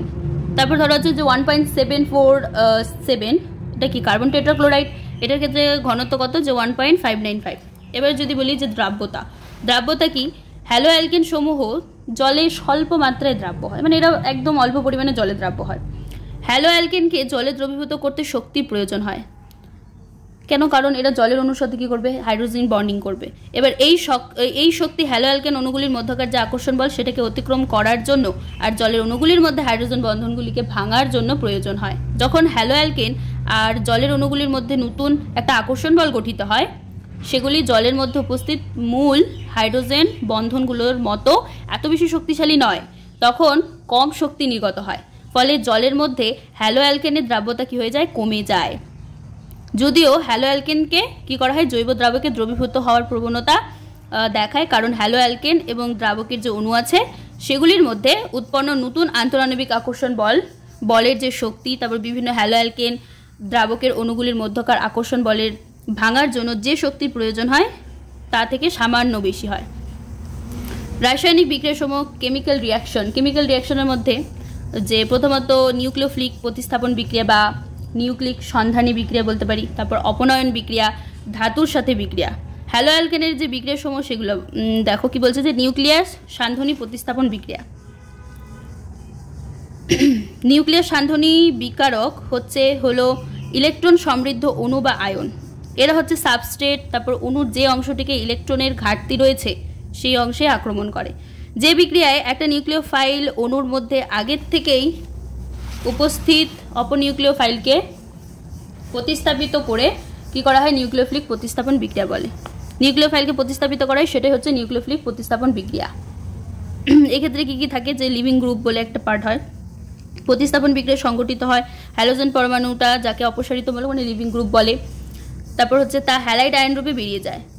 যেহেতু নিউক্লিওফাইল দ্বারা প্রতিস্থাপন বিক্রিয়াটির সূচনা হয় তাই বলে কি নিউক্লিওফিলিক প্রতিস্থাপন বিক্রিয়া। কি আছে নিউক্লিওফিলিক NU বলতে নিউক্লিওফাইল আছে নেগেটিভ, প্লাস কি আছে যে C বন্ড X, সিট এক্সটা অবশ্যই নেগেটিভ হয় আর সিটা কার্বনটা হচ্ছে পজিটিভ হয়, তাহলে এক্ষেত্রে কি হলো যে C বন্ড X এর জায়গায় কি হলো নিউক্লিওফাইলটা অ্যাটাচ হলো আর এদিকে X নেগেটিভটা বেরিয়ে গেল। হ্যালোজেন পরমাণুটা sp3 সংকরায়িত কার্বনের সাথে যুক্ত থাকে আর হ্যালো অ্যালকেন আর কিছু নিউক্লিওফাইল বিক্রিয়ায় ফলে বিক্রিয়াজাত পদার্থগুলি এততে দেখানো হয়েছে। আচ্ছা ঠিক আছে, এই যে দেখো এখানে কি বলছে যে অ্যালকিল হ্যালাইডগুলির নিউক্লিওফিলিক প্রতিস্থাপন বিক্রিয়া। বিকারক প্রথমত নিচে যে সোডিয়াম হাইড্রক্সাইড, যদি এই বিকারকটা নিই তাহলে মূল বিক্রিয়া কি পাবো অ্যালকোহল পাবো। সেম জল নিলেও অ্যালকোহল, NaOR' যদি নিই তাহলে ইথার, ঠিক আছে। সোডিয়াম হাইড্রক্সাইড নিলে যে অ্যালকিল আয়োডাইড পাবো, তারপর অ্যামোনিয়া হচ্ছে প্রাইমারি অ্যামিন, তারপর R'(NH2) নিলে হচ্ছে সেক অ্যামিন, তারপর R'(NH) যদি নিই তাহলে টর্টামিন, KCN নিলে যে জানি KCN নিলে সাইনাইড পাবো, AgCN নিলে আইসোসাইনাইড পাবো, KMNO নিলে হচ্ছে অ্যালকিল নাইট্রাইট, AgNO2 নিলে নাইট্রো অ্যালকিল, আর R'(COAG) যদি নিই তাহলে এস্টার, লিথিয়াম অ্যালুমিনিয়াম হাইড্রাইড নিলে হাইড্রোকার্বন, আর R'- প্লাস নিলে হচ্ছে অ্যালকেন। সায়ানাইড আর নাইট্রেট মূলকগুলোতে দুটা করে নিউক্লিওফিলিক কেন্দ্র আছে, এদেরকে কি বলে অ্যাডিমেট, মানে যেহেতু দুটা করে নিউক্লিওফিলিক কেন্দ্র আছে তার জন্য এদেরকে বলা হয় অ্যামিডেট নিউক্লিওফাইল। সায়ানাইড মূলক হচ্ছে দুটো সংস্পন্দন গঠন আকৃতির সংকর এবং তাই এটি দুটি ভিন্ন উপায়ে নিউক্লিওফাইল রূপে কাজ করে। যেমন এটা কি negative C negative triple bond N আছে, এখানে আছে C double bond N negative.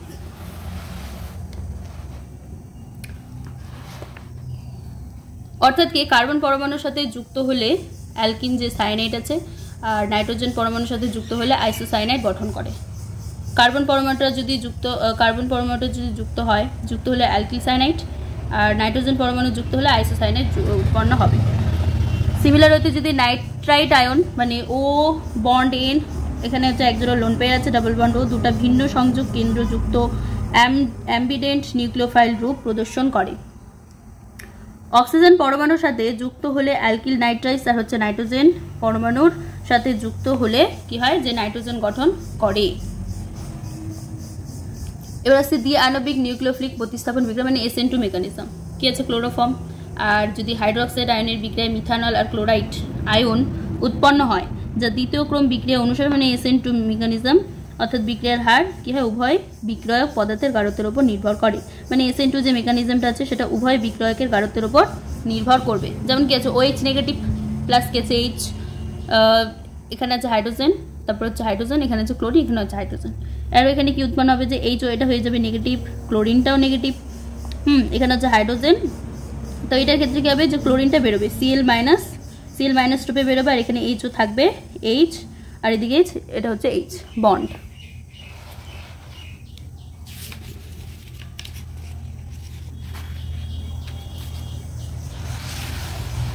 এবার কনফিগারেশন বা ত্রিমাত্রিক বিন্যাস, যেটা এটা দেখো কি বলছে যে কার্বনের চারদিকে কার্যকরী মূলকের ত্রিমাত্রিক সজ্জাকে বলা হয় কনফিগারেশন।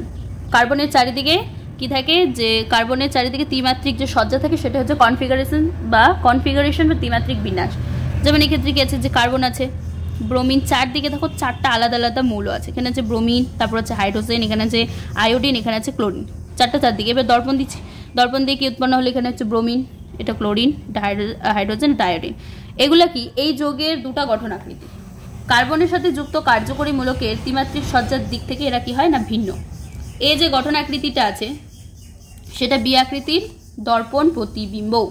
তা আমরা বলতে পারি যে এ গঠন আকৃতির মধ্যে কার্বন পরমাণুর যে কনফিগারেশন সেটা বি গঠন আকৃতির মধ্যে কার্বন পরমাণুর কনফিগারেশনের হচ্ছে দর্পণ প্রতিবিম্ব। এবার এক আণবিক নিউক্লিওফিলিক প্রতিস্থাপন বিক্রিয়া বা SN1 মেকানিজম। ধ্রুবীয় প্রোটিনযুক্ত দ্রাবক, যেমন কি ধ্রুবীয় প্রোটিন বলতে কি হতে পারে জল, অ্যালকোহল, তারপর অ্যাসিটিক অ্যাসিড, এগুলো হচ্ছে একটা কি ধ্রুবীয় প্রোটিনযুক্ত দ্রাবক। এর মধ্যে SN1 বিক্রিয়াটি সম্পন্ন হয়, যেমন টার্ড বিউটাইল ব্রোমাইড আর হাইড্রোক্সাইড আয়নের বিক্রিয়ায় কি উৎপন্ন হয় টার্ড বিউটাইল অ্যালকোহল উৎপন্ন হয়। আর বিক্রিয়াটি প্রথম ক্রম বিক্রিয়া অনুসরণ করে। বিক্রিয়ার গতিবেগ কেবলমাত্র হচ্ছে একটা বিক্রিয়ক পদার্থের উপরই নির্ভর করে, যেটা টার্ড বিউটাইল ব্রোমাইড। যেমন কি আছে 2 ব্রোমো 2 মিথাইল প্রোপেন আছে, কি আছে যে CH3 হোল থ্রাইস CBr আছে প্লাস OH নেগেটিভ, তাহলে এটা কি যে CH3 হোল থ্রাইস COH, এটা হচ্ছে 2 মিথাইল প্রোপেন 2 অল, আর এখানে কি ব্রোমিন নেগেটিভ হলো। তো বিক্রিয়ার ক্ষেত্রে দেখো যে দুটো ধাপে সম্পন্ন হচ্ছে, প্রথমত স্টেপ 1 আর স্টেপ 2। দেখো স্টেপ 1 এ কি হচ্ছে CH3 হোল থ্রাইস CBr আছে, এটা কি প্রথমত এটাকে ভাঙো যে CH3 এটা হচ্ছে পজিটিভ, প্লাস হচ্ছে কি হলো ব্রোমিন নেগেটিভ। আচ্ছা, এবার সেকেন্ড স্টেপে কি হচ্ছে যে এই পার্টটা অর্থাৎ H3C CH3 প্লাস হচ্ছে OH নেগেটিভ।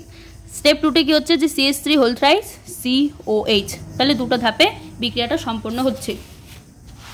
এবার SN2 বিক্রিয়া কার ক্ষেত্রে হয়, SN2 বিক্রিয়া হয় হচ্ছে 1 ডিগ্রি বা প্রাইমারি যে হ্যালাইড আছে সেগুলির ক্ষেত্রে SN2 মেকানিজম হয়, আর SN1 মেকানিজম হয় হচ্ছে তোমার সেকেন্ডারি বা টার্সিয়ারি যে হ্যালাইড আছে সেটার ক্ষেত্রে হয় SN1 মেকানিজম। টলুইন একটা প্রদত্ত হ্যালাইডের ক্ষেত্রে হ্যালাইডের যে R-বন্ড X এর সক্রিয়তা সেটা উভয় ক্রিয়া কৌশলের নিম্নলিখিত ক্রম কি, প্রথমত আয়োডিন, তারপর greater than bromine, greater than chlorine, তারপর গ্রেটার দেন ফ্লোরিন হয়। ফ্লোরিন থেকে কেন, কারণ আয়োডিনের আকার বড়, প্রথমেই বললাম যে আয়োডিনের যেহেতু আকার বড় তাহলে ওকে ভাঙতে কম পরিমাণ শক্তি লাগবে, ঠিক আছে, তাহলে আয়োডিন সব থেকে বড়, তারপর ব্রোমিন, তারপর ক্লোরিন, তারপর হচ্ছে ফ্লোরিন। মেকানিজমটা কি ক্লোরো এটা হচ্ছে কি CH2 আছে, প্রথমত এই ক্ষেত্রে CH2 আছে, এটা আমি করে দিচ্ছি। এটা হচ্ছে বেনজিন রিং। ওকে, এটা বেনজিন রিং হলো।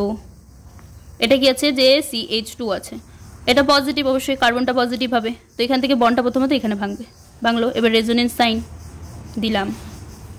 তারপর এখানে হচ্ছে বেনজিন রিং হলো,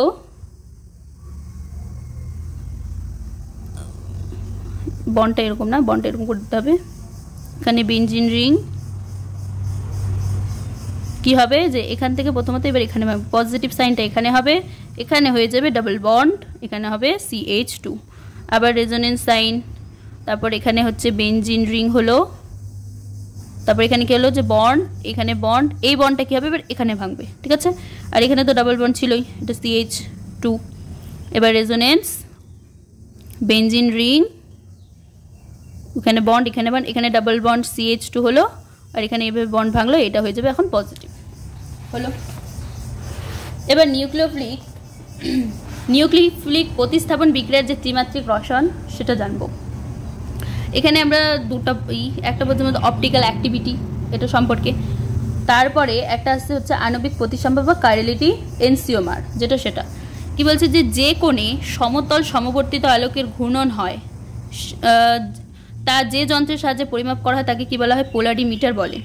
সাধারণ আলোক রশ্মিকে যদি নিকল প্রিজমের মধ্যে দিয়ে চালনা করা হয় তাহলে কি হবে, সমতল সমবর্তিত আলোকে রূপান্তরিত হবে।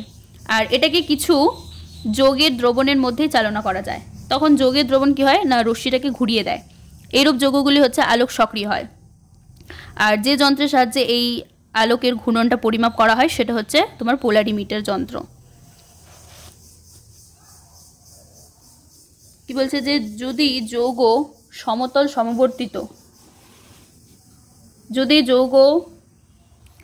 সমবর্তিত আলোকের ডান দিকে অর্থাৎ ঘড়ির কাঁটার দিকে মানে ক্লকওয়াইজ যদি অভিমুখ ঘোরায় তবে তাকে বলা হয় দক্ষিণাবর্তী বা ডেক্সট্রোরেটরি, মানে গ্রিক ভাষায় ডান দিকের ঘূর্ণন, আর ডিরূপ বলে, ঠিক আছে। আর ঘূর্ণন কোণের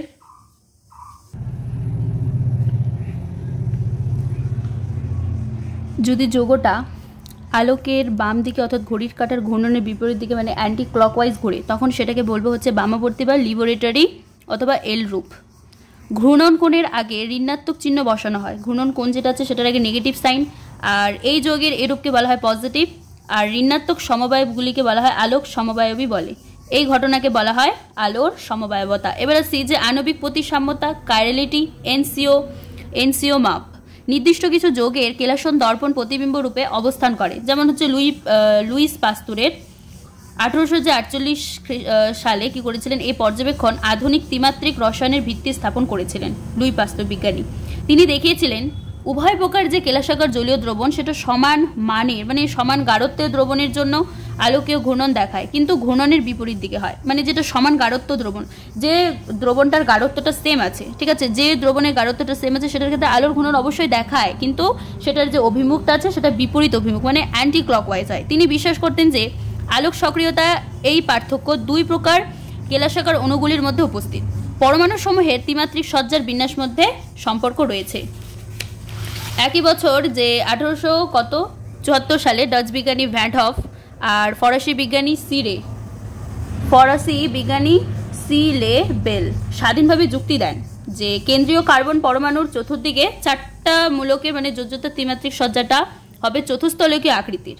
আর যদি কার্বনে যুক্ত সব কয়টা মূলক ভিন্ন হয়, মানে কার্বনের সাথে যুক্ত আছে সব কয়টা মূলকই আলাদা, যেমন ক্লোরিন হতে পারে, একদিকে ধরো ক্লোরিন আছে, তারপর একদিকে আছে ব্রোমিন, একদিকে হাইড্রোজেন আছে, যেমন এই ক্ষেত্রে যেটা বলছিলাম যে একদিকে ধরো হাইড্রোজেন আছে, ব্রোমিন আছে, এই যে এটার ক্ষেত্রে কি সবগুলো আলাদা আলাদা না, কার্বন আছে, ব্রোমিন আছে, হাইড্রোজেন আছে, আয়োডিন আছে, ক্লোরিন আছে, সবগুলো মূলক আলাদা আলাদা।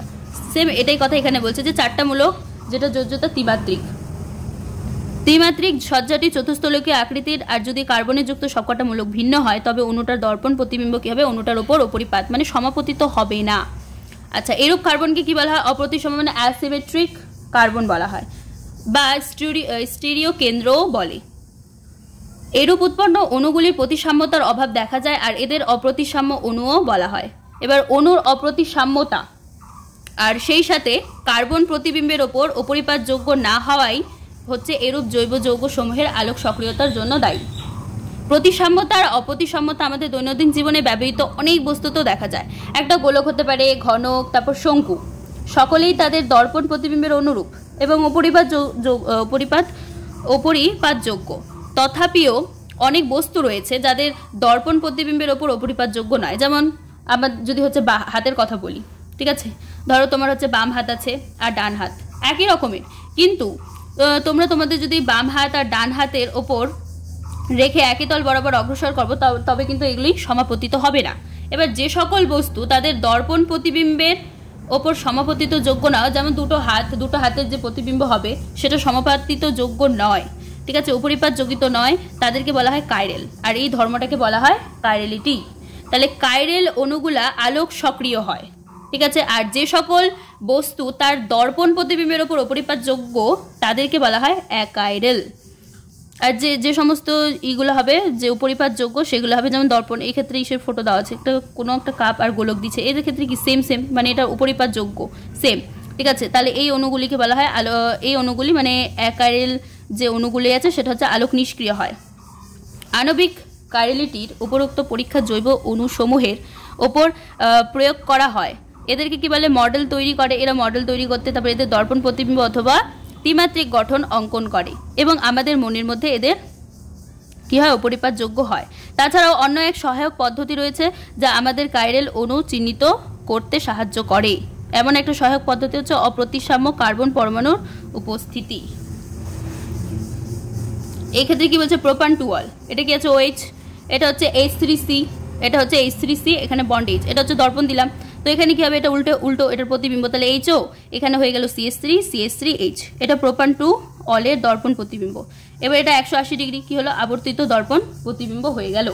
এখানে কি বলছে, বিটা কি, বি হচ্ছে A এর প্রতিবিম্ব, বিটা হচ্ছে A এর প্রতিবিম্ব, আর বিটা হচ্ছে 180 ডিগ্রি কোণে আবর্তিত হচ্ছে। আর কি আবর্তিত হয়ে কি উৎপন্ন করতেছে, সি উৎপন্ন করতেছে। সিটা কি A এর ওপর অপরিপাতযোগ্য নয়। এবার এক্ষেত্রে কি বিউটান টু অল আছে, বিউটান টু অল আছে, এখানে দর্পণ রাখছি। বিউটান টু অল কি আছে, যে OH, হ্যাঁ এখানে আছে H3C, C2H5 আর H আছে, তো এটার উল্টো কি হবে, OH আছে, তারপর এখানে হলো CH3 C2H5H, এটা হচ্ছে বিউটান টু অল, এটা দর্পণ প্রতিবিম্ব, এটা হচ্ছে E, তারপর C2H5, এইদিকে হচ্ছে OH, H3C বন্ড H, এটা হচ্ছে আবর্তিত দর্পণ প্রতিবিম্ব, এটা হচ্ছে 180 ডিগ্রি। ইটা কি, ইটা হচ্ছে D এর প্রতিবিম্ব, আর 180 ডিগ্রি আবর্তন করলে কি হচ্ছে, F পাওয়া যাচ্ছে। যখনই 180 ডিগ্রি আবর্তন করছে তখনই আমরা F পেয়ে যাচ্ছি। আর F এর দর্পণ প্রতিবিম্ব D এর ওপর অপরিপাতযোগ্য নয়। এবার কি বলছে, বিউটান টু অল এর মধ্যে 4টা ভিন্ন মূলক চতুস্থলকীয় কার্বন পরমাণুর সাথে যুক্ত, আর প্রত্যাশিতভাবে এটা কি কাইরেল, যেহেতু 4টা আলাদা আলাদা পরমাণুমূলক তার জন্য এটা হচ্ছে কাইরেল। এবার কাইরেল অণুসমূহের কিছু উদাহরণ, যেমন কাইরেল অণুসমূহের যদি কিছু উদাহরণ, তাহলে কি হতো, 2 ক্লোরো বিউটেন হতে পারে, তারপর 2,3 ডাইহাইড্রক্সি প্রোপানল, ব্রোমো ক্লোরো আয়োডোমিথেন হতে পারে, তারপর 2 ব্রোমো প্রোপানোয়িক অ্যাসিড ইত্যাদি। একটা কাইরেল অণু আর এর দর্পণ প্রতিবিম্ব এখানে দেওয়া আছে। পরস্পর সম্পর্কযুক্ত যে ত্রিমাত্রিক সমবায়বী যাদের দর্পণ প্রতিবিম্বগুলি অপরিপাতযোগ্য নয় তাদেরকে বলা হয় এনসিওমার। যেমন 10.5, যেমন এই চিত্রটার ক্ষেত্রে 10.5 এর ক্ষেত্রে কি বলছে, এর মধ্যে যে A আর B আছে, A R B যৌগটা R D R E, এটা হচ্ছে পরস্পর কি এনসিওমার। A আর B, এই যে এ দুটো, আর হচ্ছে তোমার D আর E, এই দুটো হচ্ছে পরস্পরের এনসিওমার। এবার এনসিওমারগুলির ভৌত ধর্মসমূহ যেমন কি হতে পারে, গলনাঙ্ক, স্ফুটনাঙ্ক, প্রতিসারাঙ্ক ইত্যাদি কি হয়, সেম মানে অনুরূপ হয়। আর এরা কেবলমাত্র সমতল সমবর্তিত আলোকের সাপেক্ষে ঘূর্ণনের দিক থেকে কি হয়, ভিন্ন। যদি একটা এনসিওমার ঘূর্ণন ডানাবর্তী হয় বা দক্ষিণাবর্তী হয়, তবে অপরটা কি হবে, ঘূর্ণন বামাবর্তী হবে। দুটা এনসিওমার কি হয়, সম অনুপাতে মিশ্রণের আলোকীয় ঘূর্ণনের মান কি হয়, 0। কেন হয় 0? কারণ সমবায়বী ঘূর্ণন অপর সমবায়ের ঘূর্ণন দ্বারা কি হয়ে যায়, প্রশমিত হয়ে যায়। আর রেসিমিক মিশ্রণ আর রেসিমিক মডিফিকেশন, এরূপ যে মিশ্রণ সেটাকে বলা হয় রেসিমিক মিশ্রণ বা রেসিমিক হচ্ছে মডিফিকেশন। দুটো সমবায় আছে, দুটো সমবায়বী ঘূর্ণন অপর সমবায়ের ঘূর্ণন দ্বারা কি হচ্ছে, একটা সমবায়ী ঘূর্ণন আছে সেটা অপর সমবায়ী ঘূর্ণন দ্বারা প্রশমিত হয়ে যাচ্ছে। এই যে মিশ্রণটা, এই মিশ্রণটাকে বলা হয় রেসিমিক মিশ্রণ। রেসিমিক মিশ্রণকে নামের আগে উপসর্গ রূপে ডিএল মানে পজিটিভ নেগেটিভ দ্বারা প্রকাশ করা হয়। আর পজিটিভ নেগেটিভ কি, বিউটাল টু অল। এনসিওমারকেও রেসিমিক মিশ্রণে রূপান্তরিত করার পদ্ধতিকে বলা হয় রেসিমাইজেশন। এবার বলছে যে রিটেনশন বা বিন্যাস অপরিবর্তিত থাকা। রিটেনশন বা বিন্যাস অপরিবর্তিত থাকা কি? একটা ধরো রাসায়নিক বিক্রিয়া আছে, ঠিক আছে, একটা রাসায়নিক বিক্রিয়া যেটা পরিবর্তনের সাথে কি হয়, অপ্রতিসাম্য কেন্দ্রে যুক্ত বন্ধনগুলি কি হচ্ছে, ত্রিমাত্রিক বিন্যাস অপরিবর্তনীয় থাকে, মানে থাকাকে রিটেনশন অফ কনফিগারেশন বলে। একটা রাসায়নিক বিক্রিয়া যা কি হচ্ছে বা পরিবর্তনের সময় অপ্রতিসাম্য কেন্দ্রে যুক্ত যে বন্ধনগুলি সেটা ত্রিমাত্রিক বিন্যাস অপরিবর্তনীয় থাকাটাকে রিটেনশন অফ কনফিগারেশন বলে। যদি কোনো বিক্রিয়ায় স্টিরিও কেন্দ্রের বন্ধনগুলি না ভাঙে তবে বিক্রিয়াজাত পদার্থের স্টিরিও কেন্দ্রের চারিদিকে মূলকগুলোর সাধারণ বিন্যাস কি হয়, বিক্রিয়ক পদার্থের অণুগুলি থাকে। আচ্ছা, এরূপ বিক্রিয়াগুলিকে রিটেনশন অফ কনফিগারেশন ও ক্ষুণ্ণ থাকে। যেমন কি বলছে যে negative two methyl butane two ol, হ্যাঁ এক্ষেত্রে কি আছে যে CH3 H CH2 CH2 CH3 আছে, এখানে বন্ড OH, এখানে বন্ডটা ভাঙছে, তাহলে এখানে প্লাস কি আছে HCl। হিট দিচ্ছে, তাপ দেওয়ার পরে কি হচ্ছে যে এখানে CH3 H বন্ড CH2 আছে, বন্ড CH2 CH3 সেমই আছে, খালি এখানে কি হচ্ছে যে OH এর জায়গায় কি হচ্ছে CLটা অ্যাড হচ্ছে, আর OH মানে এখানে বলতে যাচ্ছে H2O এখনো জল বেরোচ্ছে, তাহলে পজিটিভ। এটা নেগেটিভ ছিল, নেগেটিভ থেকে কি হয়ে গেল পজিটিভ 1 ক্লোরো 2 মিথাইল বিউটন হয়ে গেল। এবার আছে ইনভার্সন আর রিটেনশন আর হচ্ছে রেসিমাইজেশন। এক্ষেত্রে কি আছে যে C2H5 বন্ড X আর এখানে আছে CH3, এখানে হচ্ছে Y। এই পার্টটা দেখো যে C2H এখানে ডট H আছে হাইড্রোজেন, আর এদিকে X আর হচ্ছে CH3, এটা Y A+B হলো। আর এদিকে আবার কি হলো যে Y দিয়ে C2H5 bond H Y CH3A।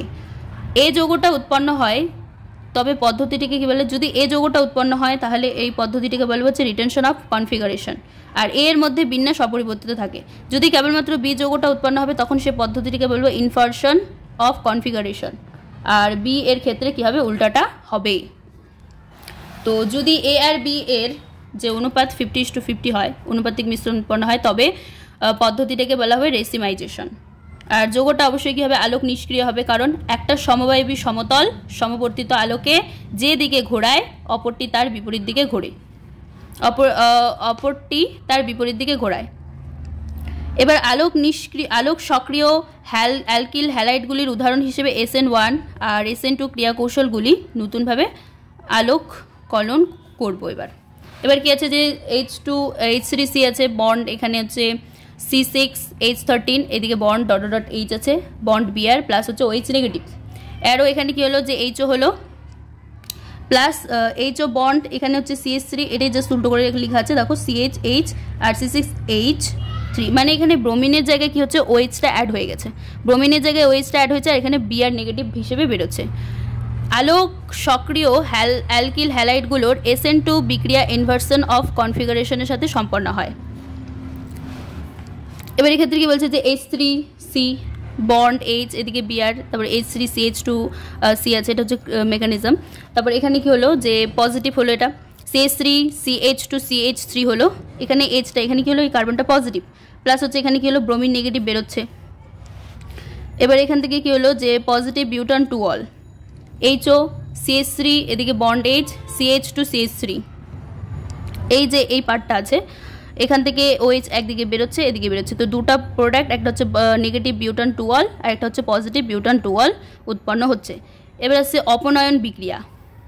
কি বলছে, একটা অণুর মধ্যে যদি আলফা আর হচ্ছে বিটা কার্বনের অবস্থান থাকে, মানে যে কার্বন পরমাণুতে হ্যালোজেন পরমাণুটা সরাসরি যুক্ত থাকবে সেটা হচ্ছে আলফা কার্বন, আর পাশের আলফা কার্বনের যে পার্শ্ববর্তী কার্বন হবে সেটা হবে বিটা কার্বন।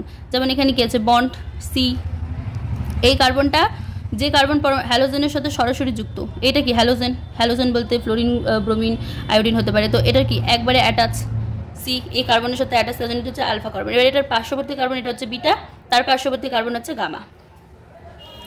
তো এখানে কি আছে যে সি বন্ড সি, এটা হচ্ছে এক্স এর সাথে এটা নির্গমনকারী মূলক, বিটা বলতে হচ্ছে তোমার ক্ষারক, তাহলে এখানে সিটা এটা অ্যাটাচ, তাহলে এটা অবশ্যই আলফা কার্বন, তার পার্শ্ববর্তী আলফা কার্বনের পার্শ্ববর্তী হচ্ছে বিটা।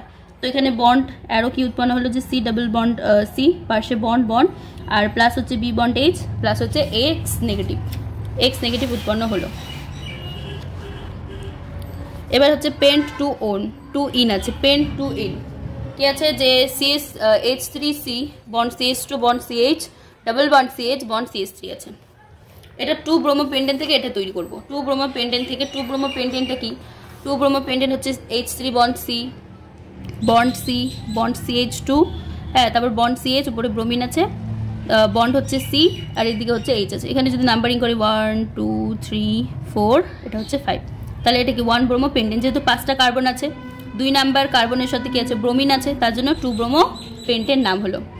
এবার যখনই এখান থেকে OH নেগেটিভ দুটো প্রোডাক্ট উৎপন্ন হবে, একটা হচ্ছে 19% আর একটা হচ্ছে 81% প্রবাবিলিটি এটার প্রোডাক্টের। তাহলে 81% যেটা হবে সেটা কি হবে? পেন্ট 2 ইন, আর যেটা 19% সেটা হচ্ছে পেন্ট 1 ইন। পেন্ট 1 ইন কি হলো? যে H3 C bond CH2 bond CH2 bond CH double bond হচ্ছে CH2।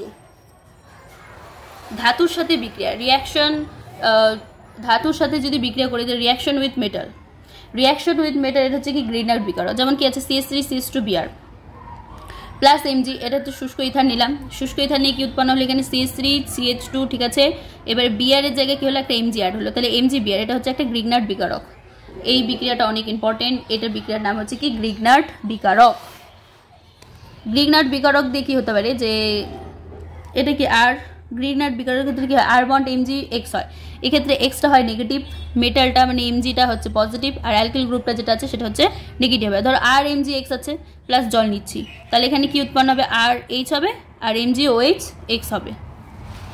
ভার্জ বা উর্জ, ভার্জ বা হচ্ছে যেটা উর্জ বিক্রিয়া, সেটার ক্ষেত্রে কি হয়? 2RX আছে প্লাস 2Na আছে, আরও কি হয়? RR প্লাস 2NaX উৎপন্ন হয়। ধরো কি আছে? যে ভার্জ বা উর্জ বিক্রিয়ার একটা উদাহরণ দিচ্ছি, যে অ্যালিফিটিক হ্যালাইট আছে। কি আছে? যে অ্যালিফিটিক হ্যালাইট আছে, তো অ্যালিফিটিক হ্যালাইটে ধরো এটা আছে যে CH3 বন্ড CH2 বন্ড কি আছে? Br প্লাস 2Na আছে প্লাস আছে Br, আবার বন্ড CH2 বন্ড CH3 আছে, ঠিক আছে। এবার এখান থেকে আমি কি দিলাম? এটাতে দিলাম আমি হচ্ছে শুষ্ক ইথার, শুষ্ক ইথার দিলাম। তাহলে শুষ্ক ইথার দিলে কি হবে? এই যেখান থেকে যে ব্রোমিন আছে না, এই 2NaBr রূপে বেরোবে। তো এখান থেকে যদি এটা বেরোয়, তাহলে এখানে এটা থাকবে হচ্ছে CH3 bond CH2 bond CH2 bond CH3 plus উৎপন্ন হবে 2NaBr, এটা উৎপন্ন হলো 2NaBr। এটার নাম কি? বিউটেন। বিউটেন 1 2 3 4, 4টা কার্বন, 4টা কার্বন মানে বিউট আর এন, তাহলে বিউটেন উৎপন্ন হলো। এবার উর্জ ফেটিক বিক্রিয়ার যদি একটা উদাহরণ দিই, এটাতে গেল হচ্ছে ভার্জ বা উর্জ বিক্রিয়া, এটা গেল হচ্ছে ভার্জ বা উর্জ বিক্রিয়া, এটা গেল ভার্জ বা উর্জ বিক্রিয়া। এবার যদি ফিটিক বিক্রিয়ার ভার্জ উর্জ ফিটিক বিক্রিয়ার উদাহরণ দিই, তাহলে কি আসবে? উর্জ ফেটিক বিক্রিয়া। আচ্ছা, এটা যদি উদাহরণ দিই তাহলে কি আসবে? যে ধরো কি আছে? যে CH3 মানে অ্যালিফিটিক, এটাও একটা অ্যালিফিটিক halide, CH3 bond CH2 bond কি আছে? Br প্লাস 2Na আছে প্লাস হচ্ছে Br আছে, আচ্ছা। এবার এখানে কি দিয়ে? একটা বেঞ্জিন রিং নিয়ে নাও, বেঞ্জিন রিং। তাহলে অ্যারো এখানে সেম শুষ্ক ইথার দাও, আচ্ছা শুষ্ক ইথার দিলাম। তাহলে এখানে কি উৎপন্ন হবে? যে CH3 বন্ড CH2 বন্ড, এখানে হবে বেঞ্জিন রিং আর প্লাস 2NaBr অ্যাড হবে। এটা হচ্ছে অ্যারোমেটিক হ্যালাইট, আর এটা হচ্ছে অ্যারোমেটিক হ্যালাইট হচ্ছে এটা, আর এটার নাম হচ্ছে ইথাইল বেঞ্জিন। এটা হচ্ছে অ্যারোমেটিক হ্যালাইট আর এটা হচ্ছে ইথাইল বেঞ্জিন। এটা হচ্ছে এটা অ্যালিফেটিক হ্যালাইট, অ্যালিফেটিক হ্যালাইট। এটা গেল তোমার উৎসফেটিক বিক্রিয়ার উদাহরণ। এবার আসছে নিউক্লিওফিলিক প্রতিস্থাপন বিক্রিয়া। কি আসছে? যে হ্যালো অ্যারিনের যে বিক্রিয়াসমূহ সেগুলি, মেকানিজম, ক্রিয়া কৌশল, সংস্পন্দন, প্রভাব। হ্যালো অ্যারিনের মধ্যে যে হ্যালোজেন পরমাণু আছে সেটা ইলেকট্রন যুগলগুলি বলয়ের পাই ইলেকট্রন সমূহের সাথে কনজুগেশনের সাথে নিম্নলিখিতভাবে থাকে। আচ্ছা, এটা কীভাবে থাকে দেখো, এটা কি ক্লোরোবেঞ্জিন আছে, ধরো এখানে কি আছে? ক্লোরোবেঞ্জিন আছে। এটা কি? এটা সবাই জানি আমরা, এটা হচ্ছে ক্লোরোবেঞ্জিন, Cl। এখানে 3 জোড়া লোন পেয়ার। এবার এখান থেকে কি হবে, এই লোন পেয়ারটা এখানে যাবে, বন্ড ভাঙবে। এবার এখান থেকে এটা বন্ড এখানে ভাঙবে, এটা রেজোনেন্স সাইন। রেজোনেন্স সাইন এখানে কি হবে, যে এটা হচ্ছে ক্লোরোবেনজিন, এখানে বন্ড থাকলো, এখানে এটা ডাবল বন্ড সিএল হলো, এটা হচ্ছে পজিটিভ, এটা হবে নেগেটিভ। এখান থেকে এখানে বন্ডটা ভাঙবে, তারপর আবার এখান থেকে এখানে হলো। এবার আবার এটা রেজোনেন্স সাইন দাও। তারপর এখানে কি হবে, যে এটা আবার ক্লোরোবেনজিন, বেনজিন বলে রাখো, এখানে হচ্ছে ডাবল বন্ড সিএল, এটা তো পজিটিভই আছে, এখানে বন্ড, এটা কি এটা হয়ে যাবে নেগেটিভ, এটা হবে নেগেটিভ, নেগেটিভ থেকে এখানে হবে বন্ড, তারপর আবার এখান থেকে এখানে রেজোনেন্স, তাহলে হলো, তাহলে এটা এরকম উৎপন্ন হলো। এটা হলো বেনজিনিং, এখানে বন্ড থাকলো, এখানে অবশ্যই ডাবল বন্ড সিএলটা থেকে গেল, এটা পজিটিভ হলো, এখন এটা নেগেটিভ হবে। ঠিক আছে, এটা হলো।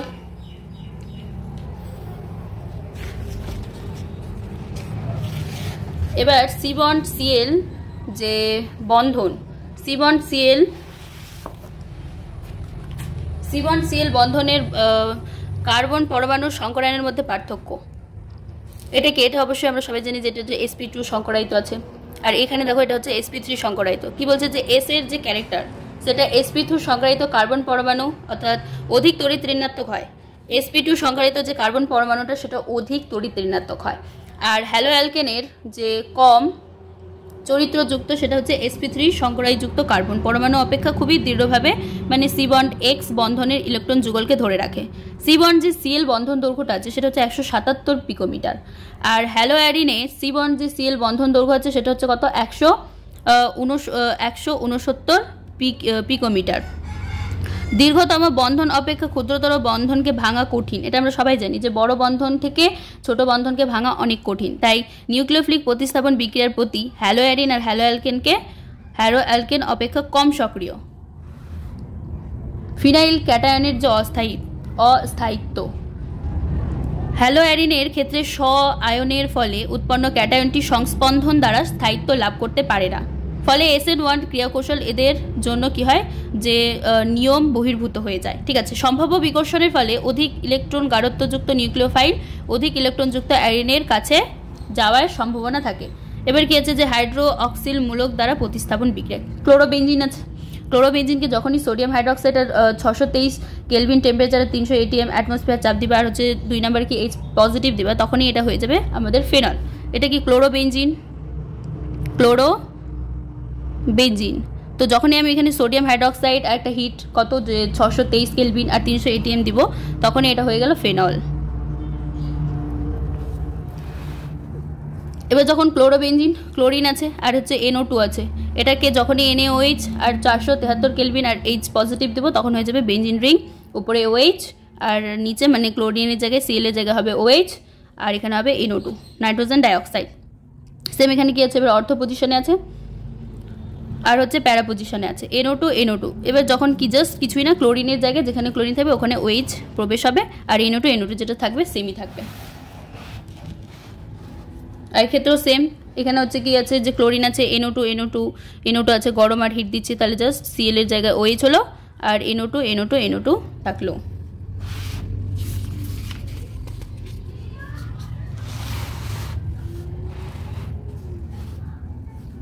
এবার যখন হ্যালোজেনেশন করব, ক্লোরোবেনজিন আছে প্লাস Cl2, কি দিব, অনাদ্র হচ্ছে ফেরিক ক্লোরাইড, অনাদ্র ফেরিক ক্লোরাইড দিলে কি হবে, এখানে ক্লোরিন আছে, ক্লোরিন আর প্যারা পজিশনেও ক্লোরিন অ্যাড হবে, তাহলে এটা কি হবে 1,4 ডাইক্লোরোবেনজিন, এটা হচ্ছে একটা মুখ্য প্রোডাক্ট।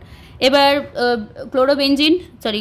বেনজিন বলা আছে, এবার হচ্ছে 1 নম্বর পজিশনে ক্লোরিন, 2 নম্বর পজিশনেও ক্লোরিন, তাহলে এটা কত 1,2 ডাইক্লোরোবেনজিন। এবার নাইট্রেশন যখন করবো তখন কি দিব, নাইট্রেশন দিলে হচ্ছে HNO3 আর গাঢ় H2SO4 দিব, তাহলে এখানে ক্লোরিন অর্থ পজিশনে কি হবে, যে NO2 গ্রুপ প্রবেশ হবে, দুটো প্রোডাক্ট, একটা হচ্ছে মুখ্য আর গৌণ, যেটা হচ্ছে প্যারা পজিশনে সেটাই হচ্ছে মুখ্য হয়, অর্থ পজিশনে এটা গৌণ হয়, তাহলে 1,chloro-2 নাইট্রোবেনজিন, আর এটা হচ্ছে 1,chloro-4 নাইট্রোবেনজিন হলো। সালফোনেশন করলে কি হলে, যে ক্লোরোবেনজিন গাঢ় সালফিউরিক অ্যাসিড আর হিট দিচ্ছি, তাহলে কিছুই না, এখানে হচ্ছে অর্থ পজিশনে SO3H অ্যাড হবে, আর এখানে হচ্ছে প্যারা পজিশনে SO3, যেহেতু প্যারা পজিশনেরটা হচ্ছে কি হয়, যে অধিক মুখ্য হয়, তার জন্য এটা হচ্ছে কি 4-chloro-বেনজিন সালফোনিক অ্যাসিড, আর এটা হচ্ছে 2-chloro-বেনজিন সালফোনিক অ্যাসিড।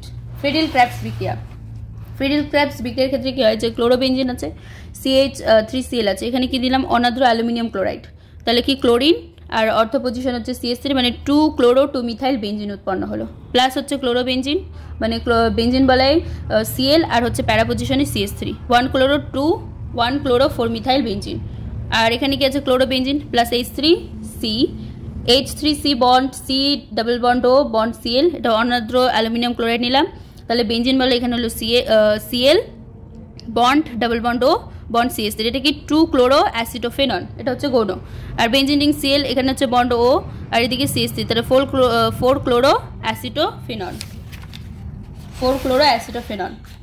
এবার ধাতুর সাথে যখন রিয়াকশন করব, ধাতুর সাথে রিয়াকশন যে ভার্স ভিটিক বিক্রিয়া যেটা আমি বললাম, এখানে কি আছে যে বেঞ্জিন রিং X আছে প্লাস Na প্লাস হচ্ছে RX, শুষ্ক ইথার দেবো, কি হবে কিছুই না, জাস্ট বেঞ্জিন রিং X এর জায়গায় R হবে আর NaX বেরোবে। ফিটিক বিক্রিয়ার ক্ষেত্রে কি হবে, দুই অণু কি আছে যে বেঞ্জিন X আছে, X বলতে ফ্লোরিন ক্লোরিন ব্রোমিন আয়োডিন হতে পারে, প্লাস 2Na শুষ্ক ইথার দিলাম, এটা কি হলো ডাইফিনাইল উৎপন্ন হলো, বেঞ্জিন রিং বন্ড বেঞ্জিন আর হচ্ছে দুই অণু NaX বেরোলো। এবার পলিহ্যালোজেন যে যৌগসমূহ সেগুলি কি বলছে, ডাইক্লোরো মিথেন মানে মিথিলিন যে ক্লোরাইড, আচ্ছা মিথিলিন ক্লোরাইড কি কি হিসেবে কাজ করা হয়, যেমন দ্রাবক রূপে, রং অপসারক হিসেবে, তারপর অ্যারোসেল চালক হিসেবে, ঔষধ প্রস্তুতিতে দ্রাবক হিসেবে কিন্তু ডাইক্লোরো মিথেনের ব্যবহার করা হয়। এবার মিথিলিন যে ক্লোরাইড আছে সেটা কি করে না, আমাদের যে সেন্ট্রাল নার্ভাস সিস্টেম আছে, নার্ভাস সিস্টেম কেন্দ্রীয় স্নায়ুতন্ত্র, সেটার ক্ষতি করে। আর বায়ুতে উপস্থিত কম মাত্রার মিথিলিন ক্লোরাইডের সংশ্লিষ্টে আসলে শ্রবণ শক্তি ও দৃষ্টিশক্তি সামান্য কি হয়ে যায়, হ্রাস পেয়ে যায়। এবার এই যে মিথিলিন ক্লোরাইড আছে এটা যখন আমাদের চামড়া বা চোখে লাগে তখন ভীষণ জ্বালা করে, সরাসরি যদি চোখের মধ্যে লাগে তাহলে চোখের যে কর্নিয়া আছে সেটাও পুড়ে যেতে পারে, চোখে সরাসরি লাগলে কর্নিয়া পুড়ে যায়। এবার হচ্ছে ট্রাইক্লোরো মিথেন মানে ক্লোরোফর্ম, শল্য চিকিৎসার যে সাধারণ চেতনানাশক রূপে এটা ব্যবহার করা হতো, কিন্তু এটা ব্যবহার করে কিন্তু এখন এই জায়গায় কম ক্ষতিকারক নিরাপদ চেতনানাশক ইথার ব্যবহার করে। প্রথমত আগে যে শল্য চিকিৎসা করতো মানে বিভিন্ন অপারেশন করতো, অপারেশনের সময় ধরো হাত পা এখানে কেটে গেছে, মানে এখানে যখন সেলাই করবে তখন এই জায়গাটা অবশ করে না, তো এই জায়গাটা যে অবশ করবে তখন সেই ক্ষেত্রে কি ব্যবহার করা হতো, ট্রাইক্লোরোমিথেন ব্যবহার করা হতো। এখন সেটার জায়গায় কি ব্যবহার করা, ইথার ব্যবহার করা হয়। ক্লোরোফর্ম বাষ্প শুকলে বা যদি নাক দিয়ে আমরা গ্রহণ করি তাহলে কেন্দ্রীয় যে স্নায়ুতন্ত্র আছে সেটা অবসাদগ্রস্ত হয়ে যায়। প্রতি 10 লক্ষ ভাগ বায়ুতে প্রায় 900 ভাগ ক্লোরোফর্ম যুক্ত বায়ু, মানে প্রতি 10 লক্ষে কত না 100 ভাগ, প্রতি 10 লক্ষ ভাগে হচ্ছে 900, খুবই কম সময় ধরে এটা প্রশ্বাসের সাথে যদি গ্রহণ করা হয় তাহলে কি হয়, মাথা ঘোরানো হয়, তারপর মাথার ব্যথার সৃষ্টি হয়। আর দীর্ঘ সময় যদি ক্লোরোফর্মের কারণে কি হয় যে লিভার যেটা আছে সেটা ক্ষতিগ্রস্ত হয়। ক্লোরোফর্ম বিপাকীয় কি উৎপন্ন করে, ফসজিন গ্যাস উৎপন্ন করে যেটা অনেক ক্ষতিকারক, তারপর কিডনিটাও ক্ষতিগ্রস্ত হয়ে যায়। তারপর মানুষের যে ত্বক আছে সেটা ক্লোরোফর্মে যদি ডুবে রাখা হয় তাহলে সেটাতে কি হয়, ঘায়ের সৃষ্টি হয়। কার্বনিল ক্লোরাইড উৎপন্ন করে যেটা হচ্ছে ফসজিনও বলা হয়। কি হয়, ক্লোরোফর্ম যদি ধীরে ধীরে বায়ুর সংস্পর্শে আসে বা ধীরে ধীরে যদি জারিত হয় তাহলে খুবই একটা বিষাক্ত গ্যাস কার্বনিল ক্লোরাইড, যেটাকে কি বলা হয়, ফসজিন গ্যাস বলা হয়। যেমন দেখো রিয়াকশনটা দিচ্ছে যে 2 অণু CH3Cl3, এটা কি ক্লোরোফর্ম প্লাস অক্সিজেন প্লাস সূর্যালোক, মানে বায়ু আর হচ্ছে সূর্যালোকের উপস্থিতিতে সেটা কি উৎপন্ন করতেছে, ফসজিন গ্যাস উৎপন্ন করতেছে, তার সাথে সাথে 2 অণু HCl হাইড্রোক্লোরিক অ্যাসিড উৎপন্ন করছে। এবার ট্রাইক্লোরো মিথেন বা কার্বন টেট্রাক্লোরাইড যেটা আছে, টেট্রাক্লোরোমিথেন মানে কার্বন টেট্রাক্লোরাইড অর্থাৎ CCl4, এটা কি যে শীতক, তারপর অ্যারোসেল ক্যান এর চালক উৎপাদনের কাজে ব্যবহার করা হয়। এবার দেখো যে কার্বন টেট্রাক্লোরাইড যেটা আছে এটা যদি মানুষের সংস্পর্শে আসে সেটা তো সেক্ষেত্রে কি হয়, লিভার ক্যান্সার হতে পারে। তারপরে হচ্ছে মাথা ঘোরানো, মস্তিষ্ক হালকা অনুভব করা, তারপর বমি ভাব, স্নায়ুকোষের স্থায়ী ক্ষতি সাধন করে, এই সমস্ত কাজগুলি করে। তারপর কার্বন টেট্রাক্লোরাইডের সংস্পর্শে কি হয়, হৃদকম্পন যেটা আছে মানে হার্টবিটটা সেটা অনিয়মিত হয় বা বন্ধও হয়ে যেতে পারে, হার্ট অ্যাটাকও হতে পারে। কার্বন টেট্রাক্লোরাইড যখন বায়ুতে নির্গত হয় তখন এটা কি করে, বায়ুমণ্ডলের উপরে চলে আসে, তারপর কি করে আবার আমাদের যে ওজোন লেয়ার আছে সেটারও ক্ষতি করে। ওজোন স্তরের ক্ষয়ের কারণে যে মানুষ সৃষ্ট যেমন কি আল্ট্রাভায়োলেট রে কি করবে, অতিবেগুনি রশ্মি যদি আমাদের ওজোন লেয়ারে ছিদ্র হয় তাহলে আল্ট্রাভায়োলেটের প্রচুর পরিমাণে পৃথিবীতে আসবে। পৃথিবীতে আসলে কি হবে, বিভিন্ন চোখে ছানি পড়া, তারপর স্কিন ক্যান্সার হবে, চোখের রোগ হবে, চোখের সমস্যা হবে, বিভিন্ন রোগগুলি হবে। আর এক্ষেত্রে আমাদের যে ইমিউনিটি পাওয়ার আছে, রোগ প্রতিরোধ ক্ষমতা, সেটাও ভেঙে যাবে। এবার যেটা ফ্রেয়ন কি, ফ্রেয়ন হচ্ছে মিথেন আর ইথেনের ক্লোরোফ্লোরোকার্বন যৌগকে একত্রে হচ্ছে ফ্রেয়ন বলা হয়। মিথেন CH4 আর যে ইথেন আছে ইথেনের ক্লোরোফ্লোরোকার্বনের যে যৌগ সেগুলোকে ফ্রেয়ন বলা হয়। 1974 খ্রিস্টাব্দ পর্যন্ত বিশ্বে কিন্তু ফ্রেয়নের বার্ষিক উৎপাদন 1 লক্ষ কোটি পাউন্ড পর্যন্ত ছিল। ফ্রেয়ন এমনকি রেফ্রিজারেশনে ব্যবহৃত ফ্রেয়নে বায়ুমণ্ডলের ভেতর দিয়ে ব্যাপিত হয়ে অপরিবর্তিত অবস্থায় স্ট্র্যাটোস্ফিয়ারে যায়। এবার স্ট্র্যাটোস্ফিয়ারের মধ্যে ফ্রেয়নমূলক শৃঙ্খল বিক্রিয়ার সূচনা করে করতে সক্ষম হয়, যা কী করে প্রাকৃতিক ওজনকে ওজনের যে সমতা সেটাকে বিঘ্নিত করে। ফ্রেয়নটাও কী করতেছে, আমাদের ওজন লেয়ারে ক্ষতি করছে। এবার P dash dichloro diphenyl trichloro ethane অর্থাৎ ডিডিটি। আচ্ছা, ডিডিটির যে এইটা সেটা আমি তোমাদের দেখাচ্ছি। ডিডিটির রিয়াকশন, ডিডিটি কীভাবে প্রস্তুত করা হয়। ডিডিটির ক্ষেত্রে ডিডিটির সংকেত যেটা প্রথমত কী আছে, যে CCl3 আছে, কার্বন টেট্রাক্লোরাইড, বন্ড সি, এদিকে হচ্ছে H আর এদিকে আছে ডাবল বন্ড O। তাহলে CCl3 বন্ড সি, এদিকে নিচে হচ্ছে কি আছে H double bond O, plus কি আছে যে H বন্ড, এখানে কি যে বেনজিন রিং নিলাম আর এদিকে Cl থাকলো, এখানেও সেম H, তারপর হচ্ছে বেনজিন রিং Cl। তো এখানে কি হবে, যে এই যে ওটা আছে O আর H, এখানে এখনও জল বেরোবে। তো এখনও জল বেরোলে এখানে কি দিতে হবে, আমাদেরকে দিতে হবে যে গাঢ় সালফিউরিক অ্যাসিড H2SO4 আর হিট, তাহলে এখানে মাইনাস ওয়াটার বেরোবে, এখনও জল বেরোবে। তাহলে এখানে কি থাকবে, যে CCl3, এখানে বন্ড C, এখানে নিচে বন্ড H আর এদিকে হয়ে গেল বেনজিন রিং, এদিকে হচ্ছে Cl আর এখানে হচ্ছে বেনজিন রিং, কি উৎপন্ন হলো Cl। এটাই হচ্ছে তোমার DDT, অর্থাৎ P, P dash dichloro diphenyl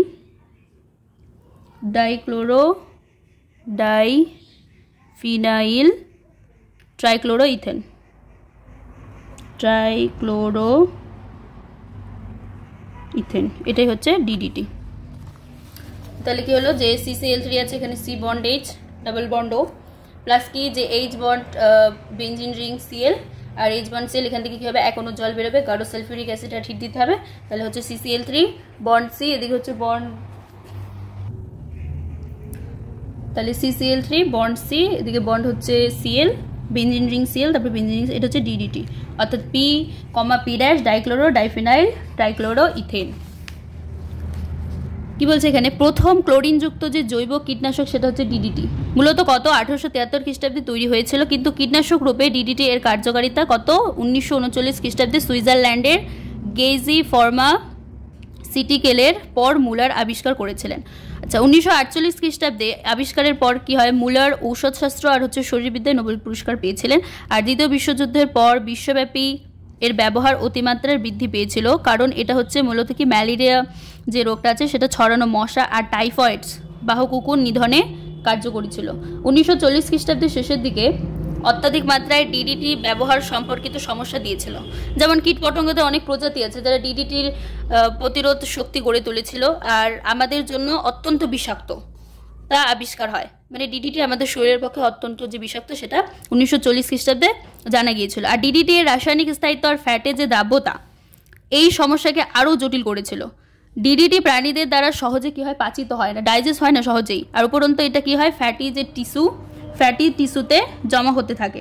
নির্দিষ্ট হারে যদি ক্রমাগত গ্রহণ করা হয় তাহলে ডিডিটি সময়ের সাথে সাথে প্রাণীদের মধ্যেও সঞ্চিত হতে থাকে। আর 1973 খ্রিস্টাব্দে সংযুক্ত রাষ্ট্র ডিডিটি এর ব্যবহারের ওপর কি করে, নিষেধাজ্ঞা জারি করে, যদিও বিশ্বের অনেক কিছু অংশে এখনও এটা ব্যবহৃত হচ্ছে, তবে এটার ব্যবহার তাড়াতাড়ি বন্ধ হলেই ভালো। দেখো ডিডিটির এখানে এটা দিচ্ছে বেনজিন রিং Cl, এদিকে বন্ড H, এটার থেকে এটাই বেটার যেটা আমি বললাম। যাই হোক, বেনজিন রিং, তারপর হচ্ছে Cl, এটা হচ্ছে ডিডিটি। এই যে আমাদের চ্যাপ্টারটা, ওকে, চ্যাপ্টারটা আলোচনা কমপ্লিট হলো। নেক্সটে আরও অর্গানিক কেমিস্ট্রির অতি গুরুত্বপূর্ণ চ্যাপ্টার নিয়ে অ্যানালাইজ করবো এবং চ্যাপ্টারটা খুব ভালো করে বুঝবো। চ্যানেলে নতুন হলে অবশ্যই সাবস্ক্রাইব করো। খুব ভালো থেকো।